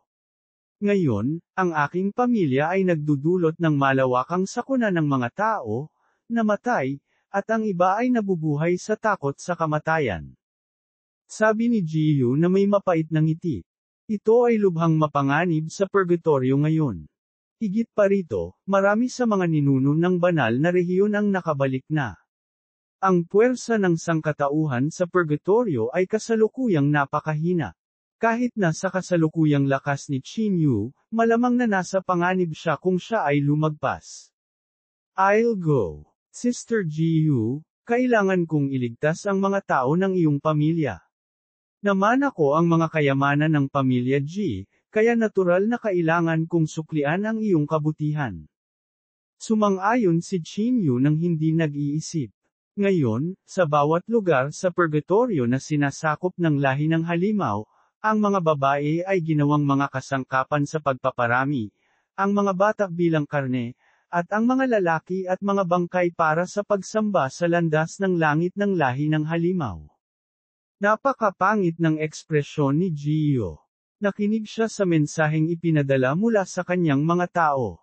Dahil sa nai-record na boses, hindi siya makatulog ng ilang gabi. Ang lahi ng halimaw ay ang pag-iral ng masasama. Walang emosyon ng tao sa daigdig ng halimaw. Halos lahat ng lahi ng halimaw ay lubhang mabagsik, walang puso, at walang awa. Pinipinsala nila ang mga karaniwang tao at ang sagisag ng kadiliman at kasamaan. Ang madilim na kapangyarihang ito, kabilang ang mga negatibong emosyon ng lahat ng nabubuhay na nilalang, ay pinagmumulan ng lahat ng kapangyarihan ng halimaw na landas para sa kaligtasan ng lahi. Sa mga oras ng kaguluhan, ang lakas ng lahi ng halimaw ay pinakamahusay na may palabas. Tila malalim ang pagkaunawa ni Elder Guay sa kaharian ng halimaw at agad na sinabi sa lahat. Nakakadiri yung lahi ng halimaw na kinain ko last time. Nakakadiri kung isipin pa lang. Mapotla ang mukha ni Ju habang nauuhaw. Sino bang may sabi sa'yong kainin mo? Mukhang nakakatakot ang bagay na iyon, at ikaw lang ang kakain nito. Sabi ni Chiang Mang sa gilid, at direktang sinipa siya ni Ju sa gilid. Nang makitang naiintindihan ng lahat ang sitwasyon, nagpatuloy si Jiu. Isa pa, tungkol ito sa Xuanyuan sword na binanggit ni Chinyu kanina. Ang espadang ito ay mana ng ninuno ng pamilyang Ji. May pagkakataon pa tayo kung pupunta tayo at kunin ngayon ang Xuanyuan sword ng aking ninuno. Kung hindi, kapag ang lahi ng halimaw ay nakagawa na ng pundasyon, malamang na napakahirap na muling nakawin ito. Ang espadang ito ay naiwan ng mga ninuno. Anuman ang dahilan, kailangan niyang kunin ito. Bukod dito, nag-aalala siya kung ang purgatorio ay talagang inookupahan ng purgatorio. At kung matuklasan ang misteryosong kaharian ng mga ninuno ng pamilyang Ji, hindi ba mahuhulog ang mana ng ninuno sa kamay ng lahing halimaw? Ito ay isang bagay na ayaw niyang makita. Tumango si Chinyu. Noong nakatagpo niya ang Xuanyuan sword dati, naramdaman niyang hindi niya kayang labanan ang lakas ng espada. Ngayong malaki na ang pagsulong ng kanyang cultivation, maaari niyang mapanatili ang Xuanyuan sword. At ngayon ay isang magandang pagkakataon. Maraming tao ang nagtipon sa banal na rehiyon at pupunta sa purgatorio upang manghuli ng lahi ng halimaw. Kung sasama tayo, ang panganib ay magiging mas mababa. Ang gawaing katalinuhan ni Jiu ay palaging napakahusay. Kahit na dumating siya sa Holy Region, nakakatanggap pa rin siya ng impormasyon mula sa pawn sa purgatorio. Maging si Chinyu ay hindi alam kung paano niya natanggap ang impormasyon. Mayroon pa ring ilang mga human cultivator na may strategic mindsets. Daan-daang bilyong nabubuhay na nilalang sa purgatorio ang lahi ng tao. Kung ang lahi ng halimaw ay papatayin silang lahat at ihandog sila bilang mga sakripisyo, natatakot ako na ang lakas ng lahi ng halimaw na ito ay lalago sa isang hindi kilalang cultivation realm. Sabi ni Chinyu na nakakunot ang noo. Nakipag-away siya sa lahi ng halimaw sa purgatorio noon. Ang lahi ng halimaw na ito ay tila walang magandang pag-unawa sa landas ng langit, ngunit mayroon silang mga espesyal na pamamaraan ng pagsasakripisyo. Hanggat nagsasakripisyo sila ng mga tao, maaari silang mabanyagan ng kapangyarihan ng landas ng langit at patuloy na palakasin ang kanilang sarili. Sa madaling salita, hanggat ang lahi ng halimaw ay nagpatuloy sa pagpatay, ang kanilang kabuoang lakas ay patuloy na lalakas. Pagkatapos bumalik sa banal na rehiyon, ang tagal na niyang hindi nakita ang karera ng halimaw. Iniisip niya kung gaano kalakas ang lakas ng lahi ng halimaw sa purgatorio ngayon. Dahil na-confirm na natin, diretso na tayo sa purgatorio. However, I need to settle some things before that. Biglang lumitaw ang anino ni Xiao Hai sa isip ni Qin Yu. Kung makikita niya ang sangkatauhan sa ganitong kahabag-habag na kalagayan, itataya rin niya ang kanyang buhay para iligtas sila. Gumalaw ang katawan ni Qin Yu, at tumakbo siya patungo sa Thunder Courtyard. Sa tunog ng kulog, si Qin Yu ay naging Thunder Dragon at biglang lumitaw sa Thunder Courtyard.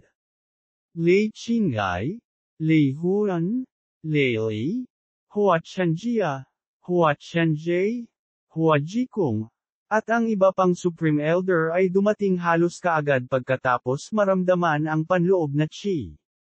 Sa sandaling ito, lahat sila ay may mga seryosong ekspresyon sa kanilang mga mukha. Kabaligtaran iyon ng mga ekspresyon nila nitong mga nakaraang araw. Kahit si Lei Qinghai ay hindi inaasahan na nakuha ni Qin Yu ang Judge's Brush, isang banal na artifact ng Ghost Realm sa kanyang paglalakbay doon. Higit pa rito, pagkatapos makuha ang nakakatakot na kapangyarihan ng kaluluwa sa pamamagitan ng Northern Underworld Demonic Technique, ang kasalukuyang lakas ni Qin Yu ay unti-unting umabot sa Tribulation 3rd Level Soul Sinking. Kasama ng kakaibang cultivation method niya at Judge's Brush, sapat na itong magdulot ng pananakot sa kanya. Ang pinaka-nakakatakot ay ang bangkay ng Immortal Emperor ng pamilya Yao, na nagpanumbalik ng isang bahagi ng kanyang kaluluwa. Anong ginagawa mo, Qin Yu? Sigaw ni Hua Jikong. Tumahimik ka kung ayaw mong mamatay. Malamig na tiningnan siya ni Qin Yu. Lumitaw na ang evil eye sa kanyang kamay. Agad siyang tinakpan ng dark brown na kapangyarihan ng kaluluwa, at sa isang iglap, nanlamig ang katawan ni Hua Jikong. Pakiramdam niya ay pinagmamasdan siya ng Grim Reaper. Kung lumipat siya, maaaring maakit niya ang nakakagulat na pag-atake ni Qin Yu. Lumunok siya ng ilang beses, ngunit sa huli, hindi siya naglakas loob na umimik. Nang makitang umaatres si Lei Qinghai, hindi siya nang ahas na tumaya sa mga salita ni Qin Yu. Tama, Little Sisi. Ngumisi si Chang Mang sa gilid at sinabing. Si Chang Mang ay hindi kailanman magpapakita sa kanya ng magiliw na ekspresyon. Qin Yu, pumunta ka sa Thunder Yard para lang manghiya ng mga tao. Matigas na sabi ni Hua Chenjia. Matandang mangkukulam, huwag kang magsalita ng walang kaparirikan. Kung wala akong hawak na bangkay ni Immortal Emperor Yao, natatakot ako na ang ating pagtatapos ay maaaring maging maraming beses na mas miserable kaysa sa pagpapahiya sa iba, tama. Malamig na tumawa si Qin Yu. I'm not here to look for you people today. You're not worthy. Tumalikod siya at naglakad papunta kina Lei Xin at Flower Granny. Din, Flower Granny, plano kong magtungo sa purgatorio. Bago ko gawin iyon, nais kong itanong kung payag ka bang sumama sa akin. Qin Yu, susundan ka namin. Ang Thunder Courtyard ay ganap na nagbago. Ayos lang kung hindi tayo manatili dito. 2,458 pagbabalik sa purgatorio. Mahinang sabi ni Flower Granny Hua. Matapos bumalik si Lei Qinghai at ang iba pang mga ninuno, ang unang bagay na nangyari ay naging dahilan upang magkaroon sila ni Lei Xin ng isang makabuluhang psikolohikal na hadlang. Bilang karagdagan, sa mga nakaraang araw, ang kanilang mga ideolohiya ay ganap na naiiba sa mga ideolohiya ni Lei Xin at Flower Granny. Kaya naman, may balak ang dalawa na umatras. Ano, Lei Xin, Lady Flower, kayo ang mga inapo ng Immortal Emperor Lei. Magre-rebelde ka na ba ngayon sa Thunder Courtyard? Nagbago ang ekspresyon ni Hua Chenjia. Ang Thunder Courtyard ay maaaring makipaglaban sa 9 na dakilang aristokratikong pamilya at mas makapangyarihan pa ito kaysa sinuman sa kanila dahil sa pagkakaisa ng 5 taluktok. Mula nang dumating ka, ang puso ng mga tao ay nagkawatak-watak sa Thunder Courtyard. Nagplano ka pa laban sa aming 2 direktang disipulo. Ang iyong mga aksyon ay nagdala ng kahihiyan sa Immortal Emperor Lei. Si Lei Xin ay nag-aapoy na init ng ulo at binitawan ang mga salitang matagal na niyang pinipigilan. How dare you? Isang layer ng silver white lightning ang lumitaw sa katawan ni Lei Li. Ang telepathic finger ay nakaturo sa kaluluwa ni Lei Xin. Ang mga salita ni Lei Xin ay isang napakalaking kahihiyan kay Lei Li at sa iba pa. Gayunpaman, hindi nila siya mapabulaanan. Sa sandaling ito, ang kanyang kahihiyan ay napalitan ng galit. Black Saber. Bahagyang gumalaw ang Evil Eye, at isang pulang dugong blade na chi ang tumama sa dalawang daliri ni Lei Li. Sa isang iglap, umungol siya at umatras ng ilang hakbang para patatagin ang sarili. Bakas sa mukha niya ang gulat na ekspresyon. Napaglabanan ni Qin Yu ang telepathic finger na ito ng buong lakas noon. Gayunpaman, walang kahirap-hirap niyang nabasag ang kanyang full forehead na daliri pagkatapos ng 12 ng araw. Kung gagawa ka ulit, tiyak na puputulan ko ito. Talagang nagpakita ng awa si Qin Yu sa kanyang pag-atake. Kung hindi makayanan ni Lei Li ang galaw ni Evil Eye, ang Yin Yang Road, kung papakawalan. Ang ekspresyon ni Lei Qinggai ay napakapangit. Pinilit sila sa ganitong lawak ng dalawang disipulo ng Thunder Courtyard. Kung ang salita ay lumabas, ito ay magiging isang katatawanan. Ipinakita ni Qin Yu ang katawan ni Immortal Emperor Yao, at si Lei Qinggai ay agad na nasaran ng loob. Dati, wala siyang paraan para harapin si Immortal Emperor Yao, at ganoon na rin ito ngayon. Ang mga kapatid ng Thunder Courtyard, Din Lei, at Flower Granny ay aalis sa lugar na ito ngayon. Kung gusto mong umalis kasama namin, mangyaring magtipon ka agad sa Flower Peak. Tumayo si Qin Yu sa tuktok at nagpadala ng voice transmission sa iba pang 4 na tuktok. Flower Peak at Demon Slaying Peak ang may pinakamaraming tao, kasama ang Peak Master, na nagdala ng lahat ng tao mula sa Demon Slaying Peak. Sa pagkakataong ito, halos kalahati ng mga tao ang sabay-sabay na umalis. Ang ekspresyon ni Lei Qinggai ay pangit sa sukdulan. Ang mga taong ito ang pinakamakapangyarihang puwersang panlaban ng Thunder Courtyard sa hinaharap, at umalis sila kasama si Qin Yu. Din, gusto mo bang bawiin ang iyong Thunder Staff? Ang mga taong ito ay hindi karapat-dapat na magkaroon ng celestial artifact na ito. Tinitigan ni Qin Yu ang Thunder Staff na nasa kamay ni Lei Qinggai. Ang celestial artifact na ito ay palaging kasama ni Lei Xin, kaya natural na gustong ibalik ito ni Qin Yu para sa kanya. Hindi siya natatakot kay Lei Qinggai, kahit na si Haring Qinguang ay nasugatan ng husto sa kanyang ikatlong hakbang. Ang dust na pumapatay ng Diyos, lalo pa si Lei Qinggai, na mas mahina kaysa kay Haring Qinguang, Ranubi. Kalimutan mo na, si Marshal Uncle Lei pa rin ang ninuno ng pamilya Lei kung tutuusin. Isa pa, napakaraming sakripisyo niya para sa pamilya. Hindi mabubura ang mga ambag na ito. Gayunpaman, hindi talaga ako sumasang-ayon sa iyong ideolohiya.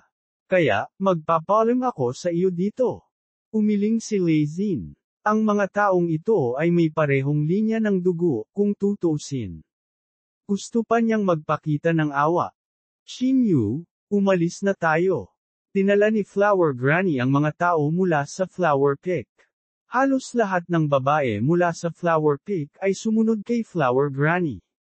Mula noon, wala ng Flower Peak sa Thunder Courtyard. Tumango si Qin Yu at tumingin sa pamilyar na Thunder Courtyard. Pagkatapos ay binalot niya ang lahat ng Sumeruchi at nag-teleport sa kanila. Pagkatapos nito, tumungo sila sa teleportation formation. Pupunta sila sa susunod nilang destinasyon, Purgatorio. Mahusay na naglagay si Qin Yu ng halos 500,000 espiritual na essences sa spatial teleportation formation, at pagkatapos ay muling na-activate ang spatial passageway. Matapos ang kanyang Track-Alas Meridian Circulation Technique ay umunlad pa sa Northern Underworld Demonic Technique, halos hindi na niya kailangan pang i-absorb ang mga spirit essences na ito. Ang bawat cell ay parang isang black hole, na walang kabuluhang nilalamon ang mahahalagang enerhiya sa pagitan ng langit at lupa. Sa karagdagan, ang planar suppression ay makabuluhang nabawasan. Sa makatuwid, ang gayong malaking bilang ng mga tao ay mangangailangan lamang ng 500,000 espiritual na asensya para makapunta sa purgatorio. Ngayong sunod-sunod na niyang nakuha ang kayamanan ng pamilya G at ng pamilya G. Hindi naging mahirap para sa kanya na mag-fork out ng halaga. Pinalibutan sila ng isang stream ng spatial chi, at pagkatapos ay umikot ang mundo. Ang lahat ay sinipsip patungo sa mga coordinate ng purgatorio. Ruzo, tingnan mong mabuti ang spatial passageway na ito. Ang porma sayon na ito ay tiyak na nilikha ng isang spatial mighty realm cultivator. Makikita mo pa ang kapangyarihan ng primordial rune sa kapangyarihang nasa loob nito. Paalala ni Qin Yu kay Yan Ruozo. Naunawaan niya ang kapangyarihan ng malabong rune sa espasyo mula sa lugar na ito at sa gayon ay makatakas mula sa mga kamay ng pamilya Yan. Sige. Agad na umupo si Yan Ruozo na naka-cross-legged sa lupa at sinubukang unawain ang bahaging ito ng kapangyarihan ng mga panuntunan. Kasabay ng kanyang pag-unawa, ang iba't ibang banayad na kapangyarihan ay patuloy na umuunlad sa kanyang mga kamay. Ang prosesong ito ay hindi kasing simple ng pagiging isang manunood. Ang pag-unawa sa landas ng langit ay parang paglutas ng gulo. Sa wakas ay pinasimple nito ang komplikadong kapangyarihan sa isang kapangyarihan na maaari niyang maunawaan at maisaaktibo. Noon lamang siya maituturing na nakakuha ng bakas ng kapangyarihan ng mga patakaran. Ang prosesong ito ay direktang nauugnay sa talento ng isang tao. Ang ilang mga tao kahit na ginugol ang kanilang buong buhay ngunit nabigo upang matuklasan ang isang bakas ng pundasyon. Si Lezin at Flower Granny ay pinapanood siya sa gilid. Lumipas ang oras, at biglang nagsalita si Flower Granny. Ang maaaring mag-trigger ng 9 Dragon Thunder Tribulation ay talagang isang henyo. Tingnan mo, nakagawa na siya ng kaunti. Sa makatarungang palad ni Yan Ruozo, isang napakalabo na kapangyarihan ng pinanggalingan ay umiikot sa gilid. Isang napakalaking spatial gate ang biglang lumitaw na may bahagyang paggalaw ng kanyang daliri. Pagkatapos ay nilamon nito si Qin Yu at ang iba pa. Sa susunod na sandali, lumitaw sila sa 1% ng isang taon ng barko ng spatial passageway. Sa isang iglap, maging si Qin Yu ay pinawisan ng malamig. Isang spatial gate ang ginamit sa teleportasyon.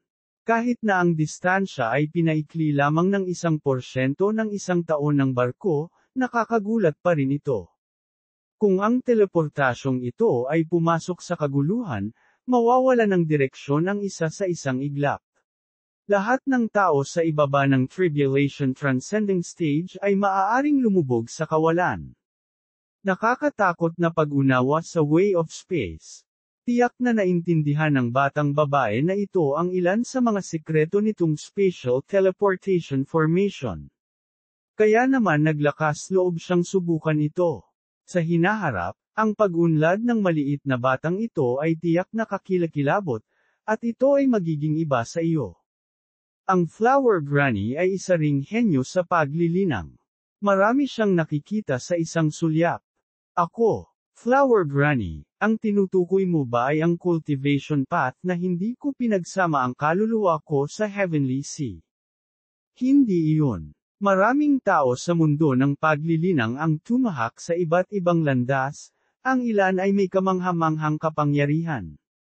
Kung isusumit o ipaglalaban ang landas ng langit ay isang debate na hindi pa nakikita mula noong primordial chaos. Ibig sabihin mayroon kang napakaraming direksyon sa paglilinang, at lahat sila ay napakalakas at sa gayon ay mahirap piliin, na sa tingin ko ay nakakapinsala sa iyo. Seryosong sabi ni Flower Granny. Kabanata 2459, Landas ng Pagsulong. Malalim na sumimangot si Qin Yu. Totoo nga ang sinabi ni Flower Granny.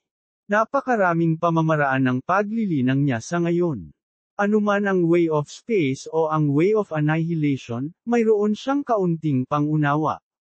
Partikular na ang spatial power na magagamit niya ang kapangyarihan ng malabong primordial rune. Gayunpaman, kumpara kay Jan Russo, kitang-kita ang agwat. Bagamat maaari niyang gamitin ang kapangyarihan ng pinagmulan, ang paggamit ay ibang-iba sa pamamaraan ni Jan Russo. Hinding-hindi niya mailalabas ang galaw ni Jan Russo ngayon lang, anuman ang mangyari. Tanging kapag naunawaan ng isang tao ang mga pangunahing tuntunin sa sukdulan ay agad na mauunawaan ng isa ang komposisyon ng kapangyarihang ito at pagkatapos ay magpakita ng mga katulad na pamamaraan. Ang iba pang kapangyarihan ay ang kapangyarihan ng kulog. Taglay na niya ngayon ang puso ng kulog ngunit naunawaan lamang niya ang una o ikalawang antas ng kapangyarihan. Hindi man lang niya maagaw ang kapangyarihan ng sibed. Kung mayroon siyang sapat na oras upang linangin ang daan ng kulog, kumpiyansa si Chinyu na makakamit niya ang kapangyarihan ng pinagmulan sa suporta ng puso ng kulog. Gayunpaman, nagkaroon ng problema. Ang kanyang spatial na kapangyarihan ng pinanggalingan ay maaaring direktang maglabas ng pinakamakapangyarihang pag-atake sa pamamagitan ng pagsasama-sama ng kapangyarihan ng Tribulation Third Level sa kapangyarihan ng pinagmulan. Nilinang niya ang daan ng kulog at kidlat, at ang kanyang pinakamalakas na pag-atake ay hindi dapat masyadong malayo, kahit na may sulyap siya sa kapangyarihan ng pinagmulan. Kahit na mas malakas ang lakas ng pag-atake ng kulog at kidlat, hindi ito magkakaroon ng pagbabago sa husay. Ito ang ipinaalala sa kanya ni Flower Granny. Kung kailangan niyang gumugol ng maraming oras sa paglinang ng isa pang paraan, maaari rin niyang subukan ang isang panuntunan sa limitasyon nito. Sa ganoong paraan, maipapalabas niya ang pinakamakapangyarihang kapangyarihan sa pag-atake. Iba-iba ang pangangatawan ng bawat isa. Hindi ko masasabi kung aling landas ang babagay sa iyo, ngunit nakikita kong hindi ka sigurado tungkol dito ngayon. Kaya dapat kong ipaalala sa iyo na humanap ka ng angkop na daan para sa iyong sarili sa lalong madaling panahon. Kung hindi, may iwan ka ni Russo at sa amin. Seryoso ang ekspresyon ni Flower Granny. Maraming mga magsasaka ang nakatagpo ng mga katulad na problema. Habang siya ay sakam para sa pag-unawa sa mga patakaran at nag-aksaya ng masyadong maraming oras, ang resulta ay walang nakakamit. Nag-aalala si Flower Granny na mangyari ito kay Chinyu. Ang oras ay higit na mahalaga kaysa sa diwa ng espiritu ngayon. Pagkatapos ng Russo, haharapin din ng ibang tao ang Nine Dragon Thunder Tribulation. Pagkatapos ng Golden Path of Heaven, lilito ang lahat ng uri ng masasamang nilalang. Sa pagkakaalam ko, nakamit ni Yan Tianxi, si Liu He, at iba pa ang mga dakilang tagumpay. Maaaring hindi sila mas mahina kaysa sa iyo ngayon. Pinaalalahanan din siya ni Lei Xin sa gilid. At huwag kalimutan ang 100 taong kasunduan sa pagitan mo at ni Shishio. Walang sino man ang nalilinang sa pag-iisa at nag-iipon ng lakas sa loob ng mahabang panahon. Paglabas niya, tiyak na siya ang magiging pinakamatalino na bituin ng sangkatauhan. Ngayon, halos lahat ng Supreme Elder ng pamilyang Si ay bumalik para sa kapakanan ni Shishio upang maiwasan ang anumang hindi kanais-nais na mga pangyayari. Ikaw din ang makakaiwas sa katawang ito. Paalala ulit ni Flower Granny sa kanya.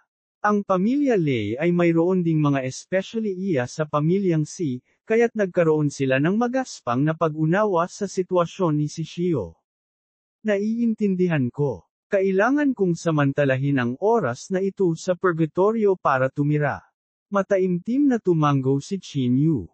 Pagkatapos ng Tribulation Transcending Stage, lahat ay tatahakin ng ibang landas, at magkakaroon ng mga paglilipat sa kanilang mga cultivation, kasunod, sumusunod na magpasya muna sa karaniwang direksyon.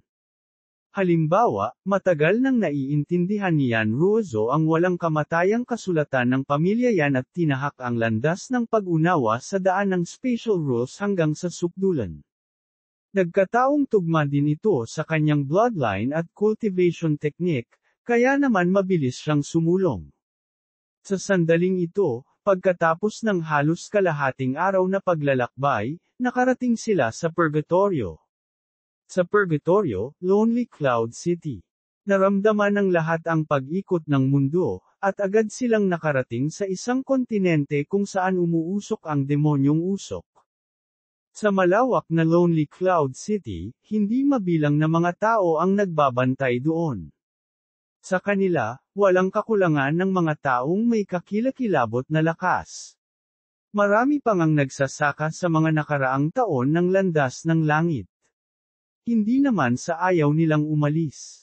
Ito ay dahil sa isang lugar na kakaunti tulad ng Purgatorio, kahit na ang planar suppression ay nabawasan, aabutin pa rin ng maraming espiritual na asensya ang pag-teleport pabalik. Karamihan sa mga tao ay hindi kayang bayaran ito. Siyempre, may ilang mga human race cultivator din ang nakaistasyon dito para depensahan ang halimaw na lahi. Matapos sumiklab ang malaking digmaan, nagboluntaryo din ang mga tao mula sa Holy Region na pumunta sa Purgatorio upang manghuli ng lahi ng halimaw. Sa makatuwid, ang hitsura ni Qin Yu at ng iba pa ay hindi nagdulot ng maraming kaguluhan. Napasulyap lang sa kanila ang mga tao sa paligid ng sumulpot sila at hindi pinansin. Tila napansin ng isang grupo ng mga tao ang kanilang mga galaw at naglakad. Ang mga taong ito ay dapat mula sa mga aristokratikong pamilya. Tingnan mo ang kanilang mga damit. Lahat sila ay may mga pangalan. Mahinang sabi ni Jiyu sa gilid. Ang lahat ay nasa state of war na ngayon. Nakatuon ang lahat sa pangkalahatang sitwasyon. Sana lahat ay makiisa sa ating command at magtulungan para patayin ang halimaw na lahi. Ako ang kapitan ng komando team ng lungsod, at ang pangalan ko ay Yan Tianmen. Nang pumasok ang taong ito at nakita ang ilang tribulation transcending stage cultivator sa grupo, agad na naging mas mabuti ang kanyang ugali. Huwag kang mag-alala. Galing tayo sa Holy Region para patayin ang lahi ng halimaw. Tumango si Qin Yu. Bagamat ang taong ito ay mula sa pamilyang Yan, hanga pa rin si Qin Yu na nanatili pa rin siya rito sa panahong ito. Maaari mo ba kaming bigyan ng halos introduksyon ng kasalukuyang sitwasyon dito? Bago lang kami dito at wala kaming masyadong alam tungkol dito. Nawala ang divine sense ni Lei Xin, at agad niyang naramdaman na may mali. Sobrang siksik ng amoy ng dugo sa hangin. Hindi alam kung gaano karaming mga labanan ang nakipaglaban. Ngayong natalo na natin ang planar suppression, at theoretically speaking, walang partikular na limitasyon sa lakas ng halimaw na lahi sa Purgatorio. Mula sa kasalukuyang katalinuhan, ang 8 makajos na hari ng lahi ng halimaw ay nakapasok na lahat sa Purgatorio. Ang paglilinang ng mga makajos na haring ito ay hindi bababa sa may lakas ng 3rd level soul sinking. Bukod dito, ang kanilang mga katawan ng tao ay napakahusay, sa 2 antas ng advanced na antas. Tinangka niyang tambangan ng Blood Godly King, na nasa parehong 3 antas, ngunit nagawa pa rin niyang makatakas sa huli. Sabi ni Yan Tianmen na may mapait na ngiti. 3 laban sa isang ambush ngunit nabigo pa rin siyang patayin. Malalim na sumimangot si Lei Xin. Bukod dito, lahat sila ay nasa advanced na yugto ng tribulation transcending stage. Ayon sa aming pagsusuri, ang lakas ng lahi ng halimaw ay 1 antas na mas mataas kaysa sa atin. Dahil ang kanilang mga katawan ng demonyong Diyos at iba't ibang pamamaraan ay masyadong kakaiba, ang tanging lugar na napanatili ng sangkatauhan ay ang Solitary Cloud City. Mayroon ding iba pang mga lugar, ngunit ang lahat ay upang labanan ang lahi ng halimaw. Kapag ang hukbo ng lahi ng halimaw ay napupunta doon ay malamang na hindi makakatakas. Tumango si Lei Xin. Lumingalinga siya sa paligid at nakita niya ang ilang mga eksperto dito. Bukod dito, lahat ay nagtipon sa solitary Cloud City, na medyo ligtas sa ngayon. Xinyu, pwede bang pumunta muna tayo sa Fire Unicorn Continent? Mayroong malaking grupo ng mga miyembro ng pamilya doon, halos 300 sila, nag-aalalang sabi ni Jiyu. Sige, papakinggan kita. Ang pangunahing layunin ni Xinyu para sa round na ito ay para din sa mga miyembro ng pamilyang Jiyu, kaya ang mas mabilis, mas mabuti. Isang malamig at nakakatakot na tingin ang agad na nakatutok kay Xinyu nang umalis sila sa lungsod. Xingshu. Hindi nagtagal pagkatapos pumasok si Xinyu sa purgatorio, si Xingshu, na winasak ni Xinyu ang bakas ng kanyang pinagmulang kaluluwa, ay muling nakilala si Xinyu.